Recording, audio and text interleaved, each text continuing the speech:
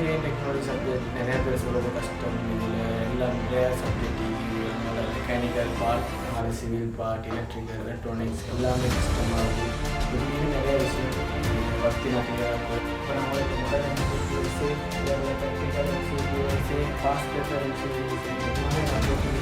Global லெவலியே பார்த்துக்கிங்க history சிஸ்டமாக இருக்காட்டும் எவ்வளோ நாள் நீங்கள் அதை படித்தாலும் மைண்டை நிற்கதே இல்லை உங்களுக்கு. அப்போ நான் மைண்டை நிற்கிறதுக்காக செய்கிறது, இந்த லேசிக்காக செய்கிறது வேறு தொடர்ந்து போகும். ஒரு எக்ஸாம் எப்போ முடியும் அது ஒரு காலத்தில் நாங்கள் பண்ணிட்டு சப்போர்ட்டை நல்லா படிச்சுக்கலாம், நல்லா படிங்க.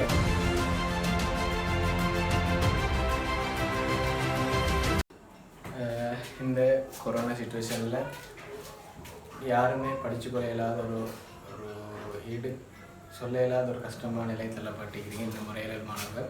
அப்போ அவங்களுக்காக நான் முன் வந்து நான் செய்கிற ஒரு வேலை தாங்கி இப்போ நான் வந்து அவங்களுக்கு இன்ஜினியரிங் டெக்னாலஜி சப்ஜெக்டை படித்தர போகிறேன். இப்போ ஃபஸ்ட்டுக்கே என்ன சொல்கிறது, இந்த இன்ஜினியரிங் டெக்னாலஜி சப்ஜெக்ட் நிறையா பேர் சொல்கிறது கஷ்டம். இதில் எல்லாம் நிறையா சப்ஜெக்ட் அதனால மெக்கானிக்கல் பார்ட், அதனால சிவில் பார்ட், எலக்ட்ரிக்கல், எலக்ட்ரானிக்ஸ் எல்லாமே கஷ்டமாகுது. இப்படின்னு நிறையா விஷயம் இதை பற்றி நான் கிளியராக்குவேன். அதே போல் அவங்களுக்கும் இந்த இதில் எந்தெந்த சப்ஜெக்டை படித்தா அவங்களுக்கு எப்படி எப்படி மார்க்ஸ் வரும், எதில் நிறைய மார்க்ஸ் எங்களுக்கு எடுத்துக்கொள்ளும், அந்த சப்ஜெக்ட் என்னென்னக்கு அதை எப்படி படிக்கிறது அப்படின்றதையும் சொல்வேன். இதில் ப்ராக்டிக்கல் அதெல்லாம் உங்களுக்கு ஏற்கனவே சொல்லப்பட்டிருக்கும். இந்த மாதிரி எக்ஸாம் எழுதக்கூடிய மாணவர்கள் நீங்கள் நிறைய பேர்கிட்ட படிச்சிக்க, என்கிட்ட படிக்கிற ஸ்டூடெண்ட்ஸும் இதை பார்க்கலாம், என்கிட்ட படிக்காதவங்களும் பார்க்கலாம்.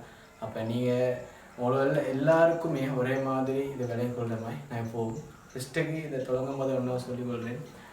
ராஷித் சார், அதே போல் முக்சித் சார், அதனால் ஹரிஹரன் சார், இந்த 3 பேருமே சப்போர்ட்டால் இந்த உங்களை எல்லோரும் எனக்கு கிடைக்கிறது பெரிய அவளுக்கு நான் ஃபஸ்ட்டு நன்றி சொல்லிக்கொள்கிறேன். அதே போல் எல்லா வல்ல இறைவனுக்கும் நன்றி சொல்லிக்கொள்கிறேன். அல்ஹம்துலில்லாஹ். சரி, அப்போ நம்ம பாடத்துக்கு போவோம். இன்ஜினியரிங் டெக்னாலஜின்ற சப்ஜெக்ட்டுக்கு ஃபஸ்ட்டு நான் சொல்ல போகிறேன். சரியா, இதை நான் மெயினாக 3க்கு பிரிக்கிறேன். ஒன்று மெக்கானிக்கல் இன்ஜினியரிங், அடுத்தது civil engineering, electrical electronics engineering. இவ்வளவு தான். இந்த 3ஐயும் படிச்சிங்கன்னா ஃபுல்லு இடெக்கும் கவர்.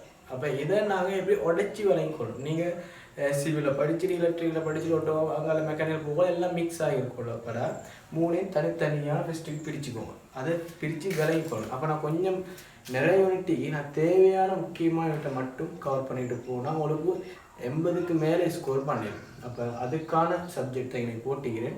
அப்போ இதில் பார்த்தீங்கன்னா மெக்கானிக்கலி கீழே இருக்கக்கூடிய சப்ஜெக்ட் என்னென்னா, ஒன்றாவது ஆட்டோமொபைல். நம்ம தமிழால் சொல்லுவோம் அடிப்படை தானியங்கி தொழில்நுட்பம். ஆட்டோமொபைல் எப்படி ஒரு வாகனம் இயங்குது, எப்படி என்ஜின் உள்ளுக்கு இருக்கக்கூடிய என்ஜின்லேருந்து அந்த வாகனம் செய்யக்கூடிய ஒரு காலம் ஃபுல்லாக பார்க்குறது தான் இந்த அடிப்படை தானியங்கி தொழில்நுட்பம். அதை நான் ஆட்டோமொபைல் யூனிட்டில் படிப்போம். அடுத்தது மேனுஃபேக்சரிங்னு சொல்ல உற்பத்தி, ப்ரொடக்ஷன் பார்ட். அந்த ப்ரொடக்ஷன் பார்ட் எப்படி வேல்டிங் பண்ணுற, எப்படி நாங்கள் ஒரு பொருளை வேல்டிங் பண்ணி எடுக்கிறது, எப்படி அதை உற்பத்தி செய்கிற, அதை பற்றி பார்க்குறது. அதே போல் இங்கே இயக்கங்கள் எப்படி ஏர்போர்ட் இயக்கங்கள் எப்படி நடக்குது மெஷின் உள்ளுக்கு, அதை பற்றி ஃபுல்லாக பார்க்குறது மெக்கானிக்கல் இன்ஜினியரிங். இதுள்ளுக்கு மெயினான கேள்விகள் வரக்கூடியது இந்த ஆட்டோமொபைலில் ஒரு எஸ்ஏ கட்டாயம் வரும், 7 MCQ வரும். அதே போல் இதில் இந்த ப்ரொடக்ஷன் பார்ட்லையும் ஒரு எஸ்ஏயும் அங்கால ஒரு 3-4 MCQ தான் வரப்போகிறது. அப்போ நான் உங்களுக்கு இதில் நோட் பண்ண போகிறேன், ஆட்டோமொபைலில் நோட் பண்ண போகிறேன். இதை செஞ்சீங்கன்னா ஒரு எஸ்ஏ உங்களுக்கு கம்ப்ளீட். அதே போல் 7 MCQ வரப்போகுது. இங்கால வர சிவில் இன்ஜினியரிங் வந்தால் இங்கே வரக்கூடிய பாடங்கள் எல்லாம் 5 பாடம். இனி 4 போட்டிக்கிறேன். ஒன்று பில்டிங் கன்ஸ்ட்ரக்ஷன் அப்படின்னு சொன்னால் அடிப்படை கட்டட நிர்மாண தொழில்நுட்பம். அப்படின்னா எப்படி ஒரு பில்டிங்லேயே கூட ஒரு கட்டுறதுக்கு நாங்கள் ஒரு கட்டிடத்தை கட்டுறதே மூலப்பொருட்கள் தொடக்கம் அந்த கட்டுமானத்தை கட்டி முடிஞ்சு ஃபினிஷிங் வர காட்டிலும் ஃபுல்லாக சட்டத்திட்டங்களோட ஃபுல்லாக பார்க்குறது இது. அதே போல் அதுக்கு நாங்கள் ஃபஸ்ட்டுக்கு பிளான் வரைகிற எப்படி சொல்ல போனால் இந்த பொறியியல் வரைதல் இன்ஜினியரிங் ட்ராயிங் வந்து மெக்கானிக்கலுக்கும் தேவைப்படும், சிவிலுக்கும் தேவைப்படும், எலக்ட்ரிக்கல் எலக்ட்ரானிக்ஸும் தேவைப்படும். ஏன்னா வயரிங் பண்ண போல் ஒரு பிளான் தேவைப்படுது. ஒரு மெக்கானிக்கலில் சொல்ல போனால் ஒரு ஃப்ளைவீலோட நாங்கள் ஃப்ளைவீலோட நாங்கள் செய்ய போகிறோம்னா அதுக்கு ஃபஸ்ட்டுக்கு நீங்கள் எல்லாத்துக்குமே 1வது வேலை என்னது பிளான் வரையுது. சரி, எதை பண்ணாலும் பிளான் பண்ணுற மாதிரி. அடுத்தது நில அளவை மட்டம் காணல்னு சொன்னால் ஒரு ஃபஸ்ட்டுக்கே நாங்கள் ஒரு காணி ஒன்று எடுத்தோன்னா அதை மட்டை காணும், அதில் காணி அளப்போம், அதில் இருக்கிற மட்டத்தை பார்ப்போம், ஒரு ரோட் ஒன்று போட்டோன்னா நாங்கள் அதில் லெவலை பார்க்கணும். அப்போ இதெல்லாம் அதுங்க நாங்கள் லெவலிங் மெஷின் அதெல்லாம் யூஸ் பண்ணுற சங்கிலியால் வீடு அதெல்லாம் இதில் போகிறது. அதே போல் எவ்வளோ செலவு ஒன்று போகிறேன்னு சொல்லி நாங்கள் பார்க்குறதுக்கு டிடிஎஸ்சி அப்படின்னா பிஓக்யூ உள்ளுக்கு நாங்கள் மதிப்பீடு செய்தாலும் பட்டு சிட்டை தயாரித்தல் அப்படின்னு சொல்கிற பாடத்தொழில் நான் பார்ப்போம். அதே போல் வாட்டர் சப்ளை வார ஒரு யூனிட் ஒன்றிக்குது, எப்படி நாங்கள் தண்ணீர் விநியோகிக்கிற, அதே போல் இந்த ப்ளம்பிங்னு சொல்லி வர பாட் அப்போ அதுலேயும் வரக்கூடியது. ஆகவே இந்த 5 யூனிட்டும் சிவிலில் வருது. இதில் மெயினானதாக நான் நோட் பண்ணுறேன் பில்டிங் கன்ஸ்ட்ரக்ஷன். சரியா, பில்டிங் கன்ஸ்ட்ரக்ஷன் படிச்சிங்கன்னா இதில் 7 MCQ ஒரு எஸ்ஏ கட்டாயம் வரும். அதே போல் லெவலிங்கையும் டிடிஎஸ்சிட்டையும் படிச்சிங்கன்னா ஒரு எஸ்ஏ செய்ய இயலும். நான் எஸ்ஏ பாட்டு தான் ஃபஸ்ட்டு இங்கே சொல்லிட்டு போகிறேன். இங்கே ஆட்டோமொபைலுக்கு ஒரு எஸ்ஏ, பில்டிங் கன்ஸ்ட்ரக்ஷன் ஒரு எஸ்ஏ, அதே போல் லெவலிங் அண்ட் சேவைக்கும் டிடிஎஸ்சிட்டுக்கும் ஒரு எஸ்ஏ. அப்போ இது ரெண்டுமே மொத்தம் 3 எஸ்ஏக்கு நீங்கள் ரெடி. இங்கால எலக்ட்ரிக்கல் அண்ட் எலக்ட்ரானிக்ஸ். எலக்ட்ரிக்கல் மெயினான பார்ட், முக்கியமான பார்ட், மிச்சம் பேர் கஷ்டம்னு சொல்கிற பார்ட். அதே போல் இதில் நீ ஆட்டோமொபைலை செய்ய போனீங்கன்னா குறைஞ்சது 45 நிமிஷத்துக்கு பார்க்க ஒரு எஸ்ஐ டைம் போகும். இதுலேயும் பில்டிங் கன்ஸ்ட்ரக்ஷனோ டிடிஎஸ் எதை செஞ்சாலும் இது ரெண்டுக்குமே 40 பார்க்க கூட போகும். ஆனால் அறவர்களுக்கு 2 எஸ்ஐயும் செய்யலும் இந்த எலக்ட்ரிக்கல் எலக்ட்ரானிக்ஸ் தான். எல்லாருக்குமே வர பிரச்சனை இடெக்கில் டைம் மேனேஜ்மெண்ட் போதா, இடெக்கை 3 ஹவரில் செஞ்சு முடிக்கவே ஏலா பார்ட் 2. அப்போ நீங்கள் அதுக்கேற்ற மாதிரியான கொஸ்டின் சாய்ஸ் பண்ண போனால் முக்கியமான ஒரு விஷயம் எலக்ட்ரிக்கல் எலக்ட்ரானிக்ஸ் செஞ்சவருக்கு 3 ஹவரில் சுவராக எங்களுக்கு செஞ்சு முடிக்கலாம். அப்போ எலக்ட்ரிக்கல் எலக்ட்ரானிக்ஸில் வரக்கூடிய பாடங்களில் எலக்ட்ரிக்கல் 3 சப்ஜெக்ட் இருக்குது. இந்த 3மே ஒன்றாவது எலக்ட்ரிக்கல் டெக்னாலஜி, அடிப்படை மின்கூறுகளில் இருந்து நாங்கள் ஒரு ஏசி வோல்டேஜ் டிசி வோல்டேஜ் பாயக்கூடியது வரைக்கும் காட்டணும் போயிட்டு அங்கே டிரான்ஸ்ஃபார்மரில் போயிட்டு சிங்கிள் பேஸ் 3 பேஸில் ஒர்க் ஃபுல்லாக எல்லாத்தையும் பற்றி பார்க்கக்கூடியது தான் இந்த எலக்ட்ரிக்கல் டெக்னாலஜி. அதில் மின் உற்பத்தி எங்கே உற்பத்தி ஆகுது, எப்படி முறையில் உற்பத்தி ஆகுது, எங்கால எங்களை ஊடு வர காட்டிலும் வருது கரண்ட் அப்படின்னு சொல்லி பார்க்குறது. அதே போல் மோட்டார்லையும் டிசி மோட்டார் டைப்போலையும் ஏசி மோட்டார் டைப்புன்னு அதுக்கு எப்படி நாங்கள் கரண்ட் வோல்டேஜோட பற்றி நாங்கள் கிராஃபோலெல்லாம் பற்றி வர 3 யூனிட்டில் மெயினானது இந்த எலக்ட்ரிக்கல் டெக்னாலஜி. சரியா, அப்போ இந்த எலக்ட்ரிக்கல் டெக்னாலஜியில் எப்படி இந்த எலக்ட்ரிக்கல் டெக்னாலஜியில் ஒரு எஸ்ஏ கட்டாயம் வருது அப்படின்னா அடிப்படை மின் தொழில்நுட்பம் எலக்ட்ரிக்கலில் ஒரு எஸ்ஏ வருது. அதுலேயும் 7 MCQ. அதே போல் எலக்ட்ரானிக்ஸில் ஒரு எஸ்ஏ வருது. அதே போல் அங்கேயும் 7 MCQ வருது. அப்போ நான் ஒரு எஸ்ஏ நோட் பண்ணுறேன். ஆட்டோமொபைல் ஒரு எஸ்ஏ, அங்கால பில்டிங் கன்ஸ்ட்ரக்ஷனில் 2 எஸ்ஏ, இது 2ஐயும் வச்சு 3வது எஸ்ஏ வரும். அதே போல் எலக்ட்ரிக்கலில் 4வது எஸ்ஏ, எலக்ட்ரானிக்ஸ் 5 எஸ்ஏ. 5 எஸ்ஏக்கு நீங்கள் இந்த யூனிட்டுகளை மட்டுமே படிச்சிங்கன்னா 5 எஸ்ஏக்கு ரெடி ஆகுவீங்க. அப்போ உங்களுக்கு 5ல் 4 செய்கிறது. ஏண்டா உங்களுக்கு வரப்போகிறது என்னது சொல்லப்போனால் பி பகுதியில் இந்த 2 எஸ்ஏயும் வரும். இது 2மே உங்களுக்கு செய்யலாம். அதே போல் சி பகுதியில் உங்களுக்கு ஆட்டோமொபைல் அல்லது ப்ரொடக்ஷன் வரும். நீங்கள் ஆட்டோமொபைலை செய்ய மேலும் ப்ரொடக்ஷனை செய்ய மேலும்.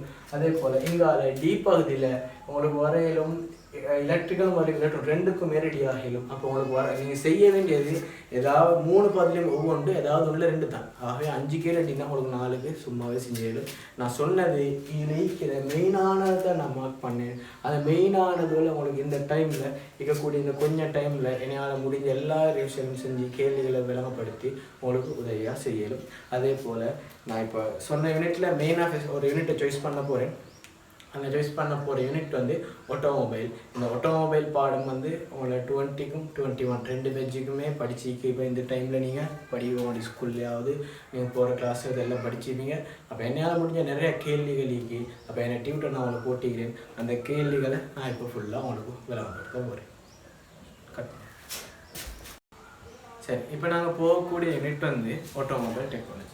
இந்த ஆட்டோமொபைல் சொல்கிற யூனிட்டை ஏன் சூஸ் பண்ண காரணம்னா உங்களுக்கு 20 பேட்ச் 21 பேட்ச் 2 பேருமே இதை படிச்சுப்பீங்க.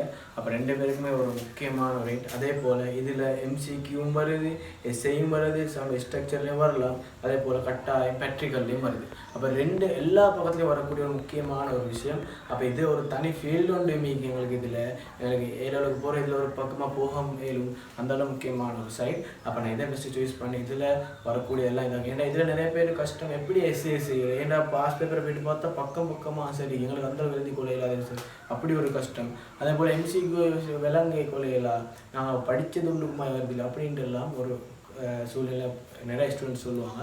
அப்போ அதெல்லாம் கிளியர் பண்ணுறதுக்கு இந்த யூனிட் நான் இதை சூஸ் பண்ணிக்கிறேன். சூஸ் பண்ணுறேன். அது தொடங்கும் போது ஒரே ஒரு விஷயம் சொல்லிக்கொள்கிறேன். நிறைய பேர் விமர்சிக்கலும் இவர் இந்த சும்மா செய்கிறாரு, ப்ரொஜெக்டர் இல்லாத இல்லை, டியூட் இப்போ நான் வந்த டியூட்டை அவங்க ப்ரொஜெக்ட் அடிச்சு போட்டு விளம்பரப்படுத்தலும். ஆனால் அதுக்கான வசதி இல்லை, ப்ரொஜெக்டரும் இல்லை, லேப்டாப்பும் இல்லை. ஆனாலும் நான் அவ்வளோ செய்வேன், என்னையால் ஏழுமான இல்லை. நீங்கள் ப்ரொஜெக்டர் இல்லை, லேப் இல்லைன்றத நீங்கள் உணராத அளவுக்கு நான் என்னால் முடிஞ்சதை செய்வேன். இப்போ நான் சாய்ஸ் பண்ணி இடம் கூட சத்தம் பேசுகிறீங்களா இருந்தாலும் நான் செஞ்சு எங்களோட புறம் வரக்கூடிய இந்த பெட்சுகள் எல்லாத்தையும் நான் யூனிவர்சிட்டி அனுப்புறதுக்கு எங்களால் முடிஞ்ச ஒரு ஹெல்ப்பை நாங்கள் தந்து கொண்டே இருக்கிறோம். விமர்சனப்படுத்தவும் படுத்திட்டே இருப்பாங்க, அது வேறு. ஆனால் படிக்கக்கூடிய ஒரு பிள்ளையாவது இதை பார்த்து படித்து பயன்பெற அது போதும் எங்களுக்கு. அப்போ நல்லா கவனிச்சுக்கோங்க, சொல்லக்கூடிய ஒவ்வொன்றையும் விளங்கிக்கோங்க. நான் உங்களுக்கு என்னால் ஏழுமான எல்லாத்தையும் முறையிலையும் நான் விளங்கப்படுத்துவேன். அப்போ நீங்கள் நல்லா கவனிக்கணும். இந்த டைமை ஏழுமான மட்டும் யூஸ் பண்ணிக்கோங்க. படிப்போடு இருங்க, டச்சோடு இருங்க. சிலவங்க படிக்காமல் லீவ் நினச்சிட்டு இருக்கிறாங்க. எக்ஸாமுக்கு கூட இந்த கொஞ்சம் மாதம் எக்ஸாம் ஒரு நாளும் பின்னு போடப்படாது.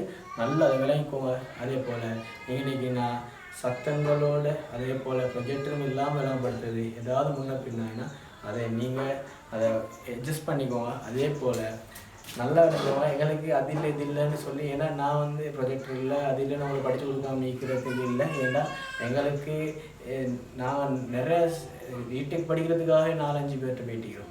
அப்போ இல்லைன்னு சொல்லி நாங்கள் ஸ்கூல்லையும் இல்லை வீட்டுக்கு படித்து கொடுக்க யாருமே இல்லைன்னு நான் இதாக இருக்காமல் தேடி படித்தாக்கள்னாங்க.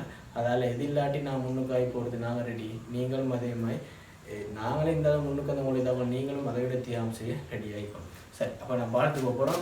Automobile technology revision. சரியா, தியரியில் படிக்க போகிறோம். ரிவிஷன். இப்போ தியரி ஃபுல்லாக நீங்கள் படிச்சிருப்பீங்க. ஏதாவது குழப்பமாக வரது எனக்கு விளங்கக்கூடிய டைமில் நான் வீடியோஸ் கூட போடுவேன். அப்போ ரிவிஷன் இதில் ஃபுல் சமரியும் நான் இப்போ போட போகிறேன் போர்டில். ஆட்டோமொபைலில் என்னென்னலாம் இருக்குது. அப்போ தியரி நீங்கள் என்கிட்ட படிச்சில்ல, சில என்கிட்ட படிக்காத ஸ்டூடெண்ட்ஸ் இருப்பீங்க. எனக்கு ஃபுல் தியரியும் ஒரு 5 நிமிஷத்தோடு சொல்லி முடிக்க போகிறேன். அப்போ நல்லா கவனிச்சுக்கோங்க. கட் பண்ண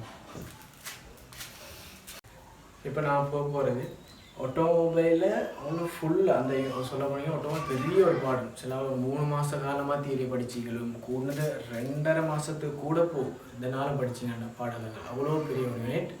சொல்ல போனால் ஒரு 2 வருஷம் நான் படிக்கக்கூடிய ஒரு கோர்ஸ் ஒன்று தான் இது போட்டிது. அவ்வளோ முக்கியமான ஒரு பெரிய யூனிட் தான் இது.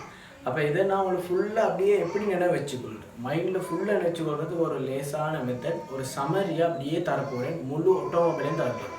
அப்போ அதில் ஃபஸ்ட்டுக்கே நான் தரப்போகிறது பேசிக்காக 2 இருக்குது. என்ஜினும் வலுவுடு கடத்தலையும். அது 2 டக்குன்னு ஃபுல்லாக சமரியாக சொல்லி முடிக்க போகிறேன். பார்க்காம டக்குன்னு சொல்ல போகிறேன். இன்னொரு விஷயம் நீங்கள் நல்லா வச்சுக்கோங்க, இது சொல்கிற ரீசன் நீங்கள் உங்களுக்கு அப்படியே பாடமாக்கப்படும். அதே மாதிரி நல்ல நினைவு நிற்கும். இன்னொரு பக்கம் இது இருக்கக்கூடிய முக்கியமான விஷயங்களையும் பற்றி நான் ஃபுல்லாக பேச போகிறேன். ஏன்டா என்னோட தியரிக்கு மிச்சம் பேர் படிக்காதவங்க இதை பார்க்கலாம். அப்போ அவங்களுக்கு ஒரு விலகக்கூடியதாக இதை நான் சொல்ல போகிறேன். ஃபுல்லாக எல்லாத்தையும் ஆட்டோமொபைல் ஆரம்ப தொடக்கம் கடைசி வரைக்கான சொல்லி கொடுக்க போகிறேன். கொஞ்சம் டைம் எடுக்கும், பரவாயில்ல. ஃபுல்லாக பார்த்து விளையாடுவோம். அதோட நான் தந்தை டியூட் ஃபுல்லாக அவங்களுக்கு விளங்கப்படுத்த போகிறேன். அது எல்லா பாகங்களாலையும் கேள்வி எடுப்பட்டிக்குது. அப்போ அந்த டியூட்டையும் நாங்கள் டிஸ்கஸ் பண்ணுவோம். அதில் முதல் கேள்வி மீகி, பாஸ் பேப்பர் கேள்வி மீகி, எல்லா கேள்வியும் டிஸ்கஸ் பண்ணி போடுவோம். சரி, அப்போ நான் ஃபஸ்ட்டுக்கு என்ஜின் ஒரு வாகனத்தை முதன்மை இயக்கியாக என்ஜின் அல்லது மோட்டார் பயன்படுத்தப்படும். சரியா, இப்போ புதுசாக ஸ்ரீலங்காவில் உருவாக்கின அந்த கார்லையும் என்னது மோட்டார் தான் இருக்குது. மோட்டாரில் எலக்ட்ரிக்கல் சைடாகி காரக்கூடிய கார்கள், பெட்ரோல் டீசல் யூஸ் பண்ணக்கூடிய வாகனங்களில் என்ஜினிங் மெயினாக இங்கே நான் ஒரு வாகனமாக ஒரு காரை மெயினாக மென்ஷன் பண்ணுங்க. சரியா, மிச்சமே காரை மென்ஷன் பண்ணி தான் நாங்கள் படிக்க போகிறோம். அப்போ என்ஜினோட தொழில் என்ன, ஒரு என்ஜினோட தொழில் என்னது, ஒரு வாகன தேவையான வலுவை பிறப்பிக்கக்கூடிய ஒரு முதன்மை இயக்கி தான் இந்த என்ஜின். அப்போ அவரோட தொழிலை நீங்கள் பாடமாக்கி வச்சுக்கணும். என்ஜினை தொழில் தெரிஞ்சுக்கோ டக்குன்னு மைண்டு வரணும். அவரோட தொழில் என்ன, ஏன்னா என்ஜினில் இருக்கக்கூடிய பாகங்கள் என்னென்ன. என்ஜினை 3 நான் உடைப்போம். மேலே இருக்கிறது அப்படி என்ஜின் ஹெட், உள்ளுக்கு வருது அப்புறம் என்ஜின் ப்ளோக், அடியில் வருது ஒயில் சம். ஸோ போனால் என்ஜின் தலை, என்ஜின் குற்றி அல்லது உடல், எண்ணெய் வாங்கு தொட்டின்னு 3 பிரிவோம். அப்போ என்ஜின் தலையில் என்னென்ன பாகங்கள் என்னென்ன இது இருக்கும். அதே போல் என்ஜின் லொக்குள்ளுக்கு என்னென்ன இருக்கும், ஒயில் சம்ல என்ன இருக்கும்லாம் நீங்கள் விளங்கிக்கணும். தீரை நல்லா படிச்சுக்கணும். அதே போல் அந்த ஒவ்வொரு பாகங்களில் அது உள்ளுக்கு வரக்கூடிய பாகங்களில் மெயினான விஷயம் தொழில்கள் என்ன சொல்லப்போனால் முசலம், அதே போல் கிராண்ட் ஷாஃப்ட், முசலத்தையும் கிராண்ட் ஷாஃப்டையும் இணைக்கக்கூடியது இணைக்கும் தண்டு, மேலே கேம் ஷாஃப்ட். அப்போ கேம் ஷாஃப்டையும் நான் கிராண்ட் ஷாஃப்டையும் ஒரு கேபிள். நீங்கள் இப்போ நான் சும்மா உங்களுக்கு சொல்கிற சில பேருக்கு என்ன சொல்கிறாரு, நம்ம தியரி வழங்காமல் இதை பார்த்தீங்கன்னா குழம்பும் நான் உங்களுக்கு தியரி ரிவிஷனாக இது செய்யக்கூடியது.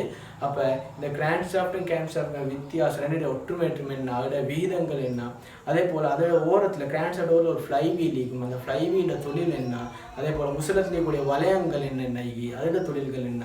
அப்போ இது மாதிரி நீங்கள் பாகங்களில் தொழில்கள் தெரிஞ்சுக்கணும். அடுத்தது வால்வு மேம்படுத்திட்டாங்க, ஏன்னா வேல்வ் இருக்கும், என்ஜினோளுக்கு உள்ளீடு வால்வுக்கு பெட்ரோல் வாரத்துக்கு, அதே போல் வெளியே வாயு போகிறதுக்கு என்ன வால்வு வலிக்கும், அந்த வால்வு மூடி திறக்கிறது எப்படி டயக்ராமில் விளம்பப்படுத்துறது, ஒரு டயக்ராமிக்கு வால்வு மேற்படுத்த வரைபடம். அதே போல் என்ஜினை வகையை பிரிப்போம், 2 வகையாக, பெட்ரோல் என்ஜின், டீசல் என்ஜின். அந்த பெட்ரோல் நிறைய வகைகளுக்கு உத்தாகனத்திற்கேற்ப உத்தாகனம், வெளித்தாகனம், அதே போல் குளித்தல் முறைக்கேற்ப திரவ குளித்தல், வலி குளித்தல், அதே போல் நிறைய வகையில் வரும். உருளை வடிவத்திற்கேற்ப இதில் என்ன தீப்பொருள், அதே போல் இன்னைக்கு பெட்ரோல் டீசல் சொல்கிறதுனால இங்கே வரக்கூடிய எரிபொருளை கருத்திற்கொண்டு வகைப்படுனா பெட்ரோல் டீசல். அதுலேயும் நம்ம இதை பற்றி தான் மெயினாக வருது, பெட்ரோல் இன்ஜின், டீசல் இன்ஜின். இந்த பெட்ரோல் இன்ஜினில் நீங்கள் தெரிஞ்சுக்கணும் 4 ஸ்ட்ரோக் 2 ஸ்ட்ரோக், 4 அடிப்பு 2 அடிப்பு. டீசல் இன்ஜினும் தெரிஞ்சுக்கணும் 4 ஸ்ட்ரோக் 2 ஸ்ட்ரோக். அடுத்தது ஃபயரிங் ஆர்டர், தீப்பற்றல் வரிசை. இந்த 4 சிலிண்டர் இருக்கக்கூடிய இல்லை 4 அடிப்பு இருக்கக்கூடிய ஒரு வாகனத்தில் ஃபயரிங் ஆர்டர் 3-4 நடக்கும். அதுபோல் 5 சிலிண்டர் அப்படின்னு நீங்கள் ஃபுல்லாக தெரிஞ்சுக்கணும். இப்போ 4 அடிப்பு இருக்கக்கூடியதில் எப்படி நடக்குது அப்படின்ட்டு ஃபுல்லாக ஃபயரிங் ஆர்டரையும் தெரிஞ்சுக்கணும். அப்போ இது ஃபுல்லாக நீங்கள் எதில் சமையல என்ஜின்னு சொல்லக்கூடிய ஒரு உபத்தலைப்பு, அந்த தலைப்புக்குள்ள நீங்கள் படிக்க வேண்டியது 1வது சாப்டர். நான் சாப்டர் 1 சொல்லி வந்து என்ஜின் இதில் சமையல். 2வது சாப்டருக்கு அப்படியே வலுவூடு கடத்தல் தொகுதி. அப்போ வலுவூடு கடத்தல் தொகுதி வந்து எப்படி என்ஜினால் உற்பத்தி செய்யப்பட்ட வலுவை அப்படியே ஓடும் சில்லுகளை நோக்கி கொண்டு செல்வது தான் வலுவூடு கடத்தல் தொகுதி. அப்போ ரோத வர காரணம் போகுது, இப்போ என்ஜின்லேருந்து ரோத வர காரணம் போகுது. எப்படி போகுது, 1வது அதை போகக்கூடிய ஸ்டெப் போகுது. நீ ஃபஸ்ட்டு இதில் என்னது வலுவூடு கடத்தல் தொகுதிங்கன்னா இதில் உற்பத்தி ஆகும் வலுவை என்ன ரோத வர கொண்டு போகுது. சும்மா நார்மலாக வேலையும் போகணும். அடுத்தது தியரியாக அதை சொல்ல தெரியணும். என்ஜினால் உற்பத்தி செய்யப்படும் வலுவை செலுத்தும் சில்லுகளை நோக்கி கொண்டு செல்லும். லேசி சின்ன விஷயம், எழுதி பாடமாக்கி பெறட்ட ஒன்றும் தேவையில்லை. அடுத்தது ஃபெஸ்ட்டுக்கு எங்கே போகுது, ஃப்ளை வீல் வரைக்கும் நாங்கள் பார்த்துட்டோம். எனது முசலத்துலேருந்து அப்படியே வந்து கிராண்ட் ஷாஃப்ட் ஃப்ளை வீல் வரைக்கும் பார்த்துட்டோம். இங்கே ஃப்ளை வீலோட அப்படியே கிளச் கனெக்ட் ஆகும், கிளச்சை பற்றி தெரியணும். அதோட கியர் கனெக்ட் ஆகும், கியரை பற்றி தெரிஞ்சுக்கணும். அதோட அப்படியே கனெக்ட் ஆகுறது என்ன ப்ரொப்பல்லர் ஷாஃப்ட்னு சொல்லி வர ஓட்டித்தண்டு, அந்த ஓட்டித்தண்டு ஓரத்தில் 2 அப்படின்னா வரப்போகுது யூனிவர்சல் ஜாயிண்ட். இந்த ப்ரொப்பல்லர் ஷாஃப்ட் நடுவில் இருக்கும் ஒரு என்னது வழுக்கி மூட்டுன்னு ஒரு தூரங்களுக்கு இடமளிக்கக்கூடியது ஒன்று இருக்கும். அதே போல் அதில் ஓரத்தில் ஒரு ஃபைனல் டிரைவ், அதே போல் டிஃபரன்ஷியல் இருக்கும், டிஃபரன்ஷியலுக்கு ஃபைனல் டிரைவ் இருக்கும். அதால் அப்படியே என்னது வரக்கூடிய சக்தி 90 பிரிஞ்சு எக்ஸல் அச்சூடாக போயிட்டு அப்படியே சில்லு வீலுக்கு போகும், வீலில் தான் அப்படியே ரோத கனெக்ட் ஆகும்.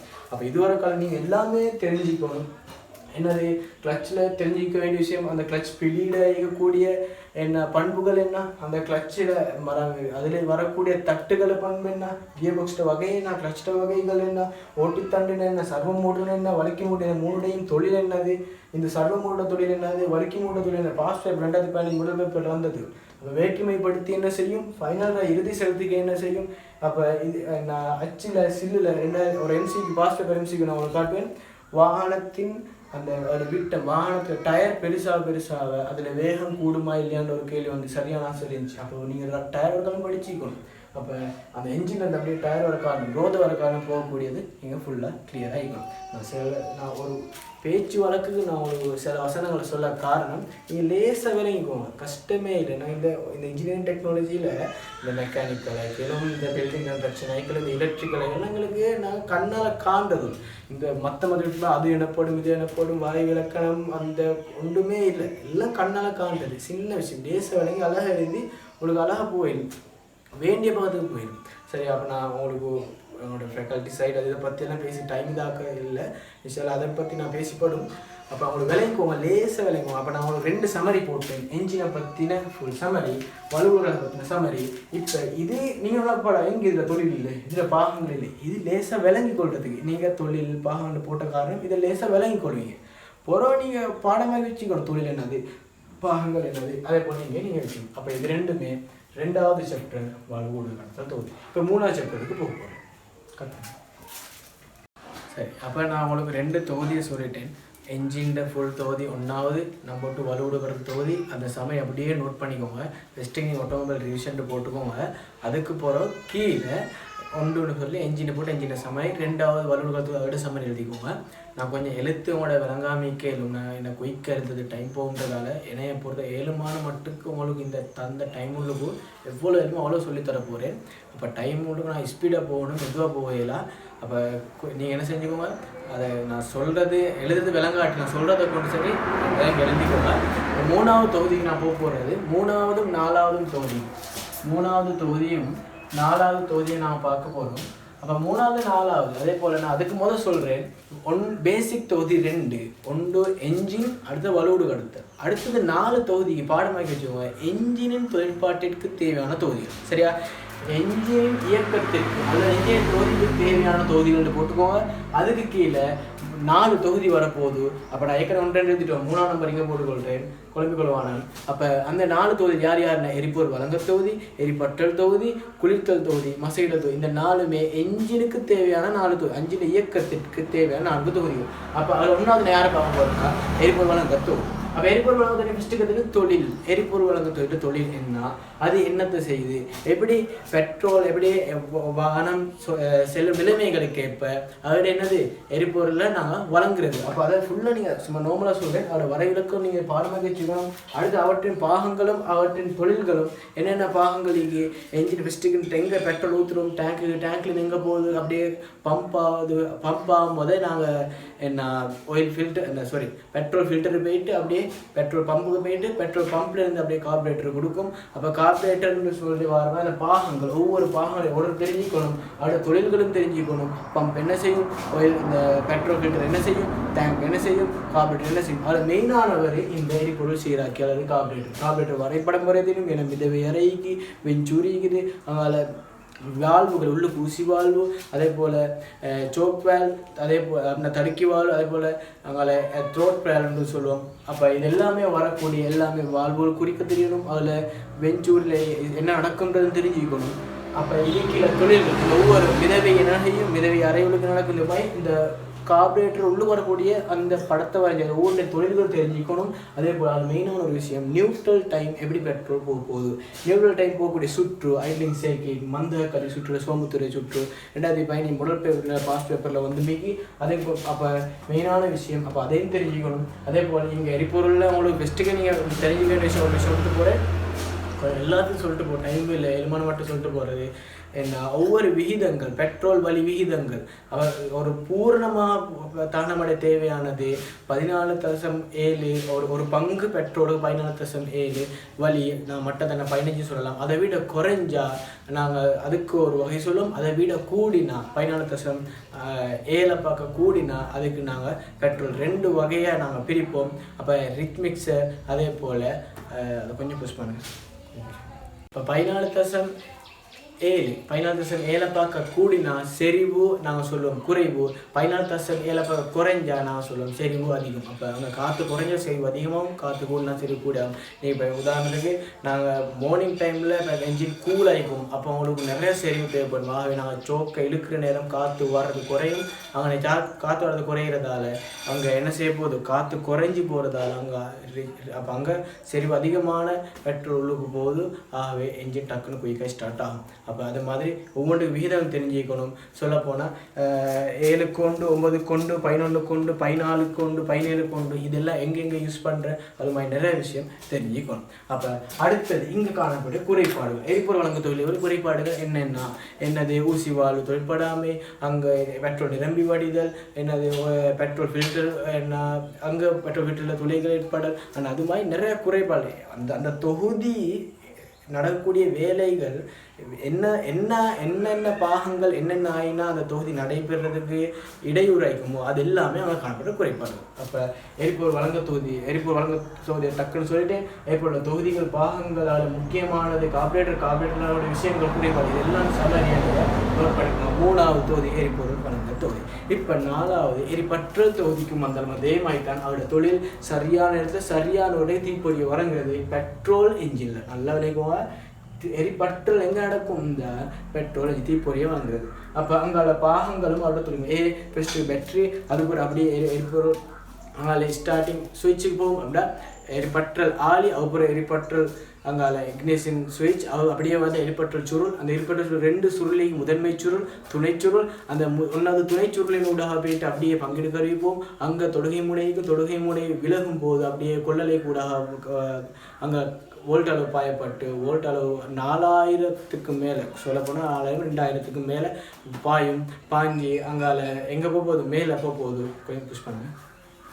அதிக வோல்டேஜாக பாஞ்சு மேலே பரப்பிக்கு போயிட்டு அங்கே சுழல் வண்டிக்கும் ரோட்டார் அது சுத்த ஃபயரிங் ஓர்டருக்கு ஏற்ற மாதிரி கேபிள் கேண்டாகிக்கும். 2க்கு 3க்கு 4க்கு உதாரணம் இருந்தால் அந்த கேபிளுக்கு ஏற்ற மாதிரி தீப்பொறி சரி கேண்டாகிக்கும். அப்போ இதில் பாகங்கள் பேட்ரி, எரிபொருள் ஆளி, எரிபொருள்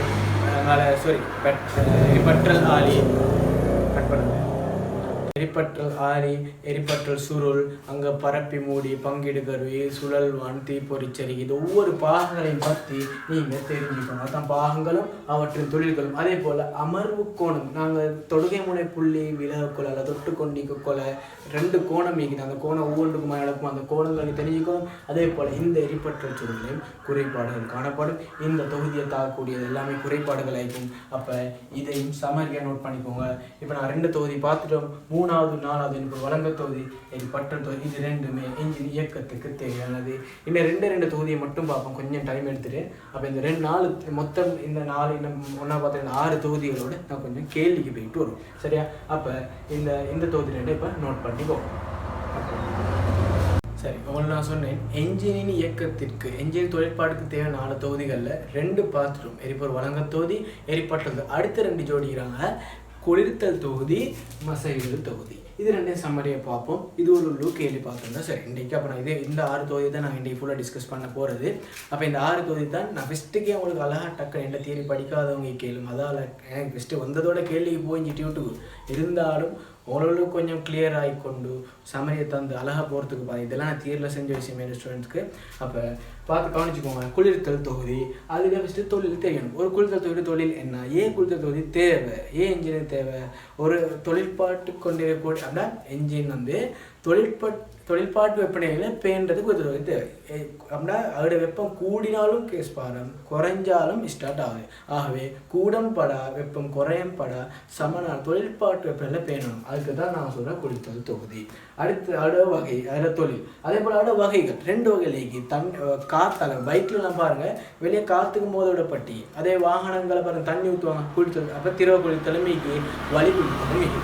அப்போ இதில் மெயினாக நீங்கள் படிக்கணும் திரவ குளித்தல் வகைகள் 2 வகை. ஒன்று வெப்ப இறை திரவ சுற்றோட்ட தொகுதி, அடுத்தது வலுவூடு கலப்பு திரவ சுற்றோட்ட தொகுதி. இது 2டையும் நீங்கள் தெரிஞ்சுக்கணும். 2 அணுக்குள்ள தெரிஞ்சுக்கணும். அதோட ஒவ்வொன்றுடைய பாகம் கதிர்த்தி வரும், அங்கே கதிர்த்தி மேலே மூடிக்கும், அதற்கு அமுக்க மூடி.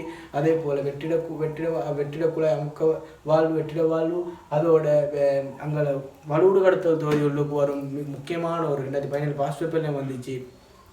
என்னது தேமோஸ்வேரை பற்றி கேட்கும். அதே போல் இந்த ஒவ்வொரு பாகங்களின் தொழில்களும் தெரிஞ்சுக்கணும். இப்போ மெயினான விஷயம் இந்த குளிர்த்தல் தொகுதி. இதில் இருக்கக்கூடிய குறைபாடுகள், கதிர்த்தி மூடியில் கதிர்த்தியில் நடக்கக்கூடிய விஷயம், அங்கே எந்த ஒவ்வொரு பாகங்கள்லையும் ஏற்படுற குறைபாடு தான் இந்த குளிர்த்தல் தொகுதியில் குறைபாடுகள். அப்போ இதுதான் சம்மரி. இதை நோட் பண்ணிக்கோங்க. குளிர்த்தல் தொகுதியில் தொழில் வகைகள் 2 வழி திரவம் குளிர்த்தலில் வகைகள், பாகங்கள், தொழில்கள், குறைபாடு எழுத்து வழங்காட்டி சொல்லிக்கிறேன். அப்போ அதெல்லாம் நோட் பண்ணிக்கோங்க. அடுத்தது வாங்க அப்படியே மசையிடல் தொகுதி. மசையிடல் தொகுதியில் தொழில் தெரியணும். மசையிடல் தொகுதி என்ன செய்யும்? மெயினாக உராய்வை நீங்கள் ஏன்னா உள்ளுக்கு என்ஜின் உள்ளுக்கும் நிறைய அசையும் பாகங்கள் இருக்குது. அப்போ அசையும் பாகங்கள் போல கட் பண்ணலாம். அடுத்தது மசையிடல் தொகுதி. இந்த மசையிடல் தொகுதி உள்ளுக்கு என்னென்ன தெரிஞ்சுக்கணும், நீங்கள் என்னென்ன பாருங்கள் சமரியை நோட் பண்ணிட்டு பாருங்கள். 1வது தொழில். ஒரு மசையிடல் தொகுதி வந்து என்னென்னா என்ஜினுக்கு அசையும் பாகங்கள் நிறைய இருக்கும். மேலே முசலம் மேலே கீழே போயிட்டிருக்கும், கிராண்ட் ஷாஃப்ட் சுற்றிருக்கும். அப்போ இது ஒவ்வொரு அசையும் பாகங்கள் பட்டு என்ன ஆகிடும், அங்கே உராய்வு நடந்து வெப்பம் கூடி என்ஜினுக்கு வெப்பம் கூடிடும். ஆகவே இறுகி கொள்ளையில் விரிவடைஞ்சு ஆகவே அங்கே உராய்வு குறைகிறது மெயினான விஷயம். அதை தவிர இதில் எங்களுக்கு என்னது மசையிடல் தொகுதி, அதாவது வகைகள். அதே போல் இங்கே பாகம் அப்படின்னா இதில் பாகங்களும் அதோட தொழில்கள். இந்த மசையிடலில் 3 வகையான வகைகளுக்கு அதை நான் அதை சொல்லிட்டு போகிறது எல்லாம் டைம் போகுது. ஏற்கனவே மிச்சம் டைம் போயிட்டு அப்போ எல்லாம் நோட் பண்ணி போகணும். அங்கே தெரிப்பு, அதே போல் பெட்ரோலோட நாங்கள் கலந்து போடுறது, தெரிப்பு முறை, வலுவூட்டல் முறை, அப்படி 3 முறை இருக்குது. அடுத்த பாகங்களும் அதோட தொழில்களும் என்னென்ன பாகங்கள் இருக்குது, உள்ளுக்கு ஒரு தொகுதி எடுத்தோம், அதுக்கு நிறைய பாகங்கள் வரும். அந்த பாகங்கள் சொல்லப்போனால் வலுவூட்டல் முறை மெயினானது. அதுலேருந்து ஃபுல்லாக போயிட்டு போகிற பெட்ரோல் இந்த இங்கே மசையில் வரக்காடு மசகு எண்ணெய் வரக்காட்டிலும் ஆயில் தான் மசகு எண்ணெயிலும் அது வரக்காடுங்கிற பாகங்களை தொழில்கள் தெரிஞ்சுக்கணும். என்ன பம்ப் அங்கே ஃபில்டர் எல்லாம் நிறைய இருக்குது.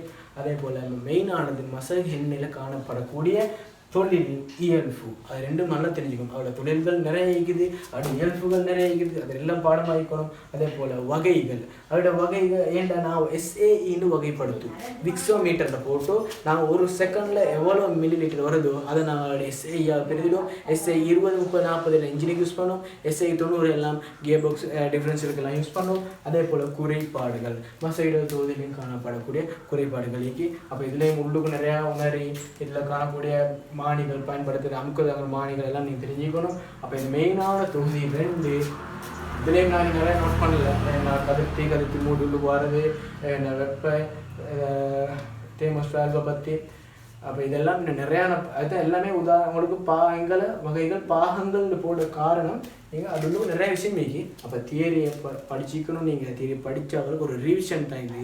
அப்போ நீங்கள் என்ன செஞ்சுக்கோங்க, 5வது நம்பர் குளிர்த்தல் தொகுதின்னு போட்டு இதை நோட் பண்ணிக்கோங்க. 6வது நம்பர் வசைகள் தொகுதி. அப்போ 6 தொகுதி 6 சாப்டர். 6 சாப்டர் 1வது 2 பேசிக் சாப்டர், அடுத்த 4 என்ஜினின் இயக்கத்துக்கு தேவையான தொகுதிகள். அப்போ இது ஃபுல்லாக பார்த்துருவோம். இப்போ நாங்கள் டியூட் எடுங்க, என்னோட முதல் பேப்பர் டியூட். இப்போ நான் அவளுக்கு கட் பண்ணேன். சரி, அப்போ நான் அவளுக்கு தந்திக்கிற டியூட் நீங்கள் எத்தனை டைம் தந்தேன் நீங்கள் செஞ்சுப்பீங்கன்னு நினைக்கிறீங்க.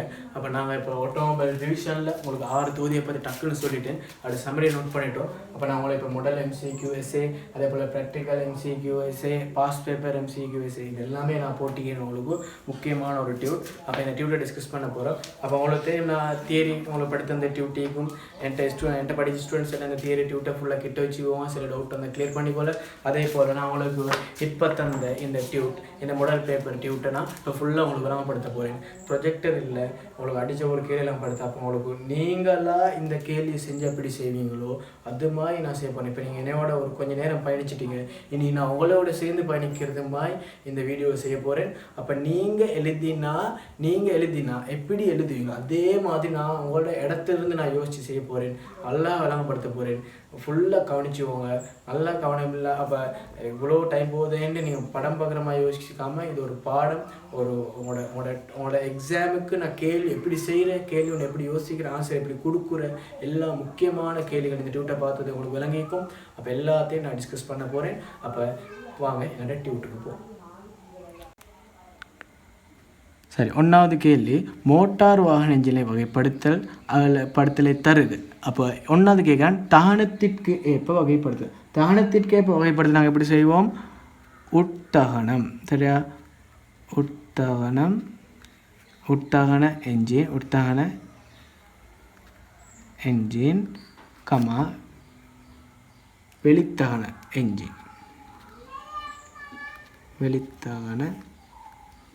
என்ஜின். அப்போ நான் 2 காப்பிக்கும் கொஞ்சம் அவசரமாக குயிக் எழுதிக்கி. அப்போ நல்லா கவனிச்சுக்கோங்க. தகனத்திற்கேற்ப உட்தகன என்ஜின் வெளித்தகன 2ஆக பிரிப்போம். அடுத்தது எரிபொருள் கேட்ப petrol engine diesel engine. Petrol engine comma diesel engine. இது மாதிரி நாங்கள் 2ஆக பிரிப்போம். அடுத்தது உருளையின் அமைவிடத்திற்கு ஏற்ப நாங்கள் ஒரே நேராக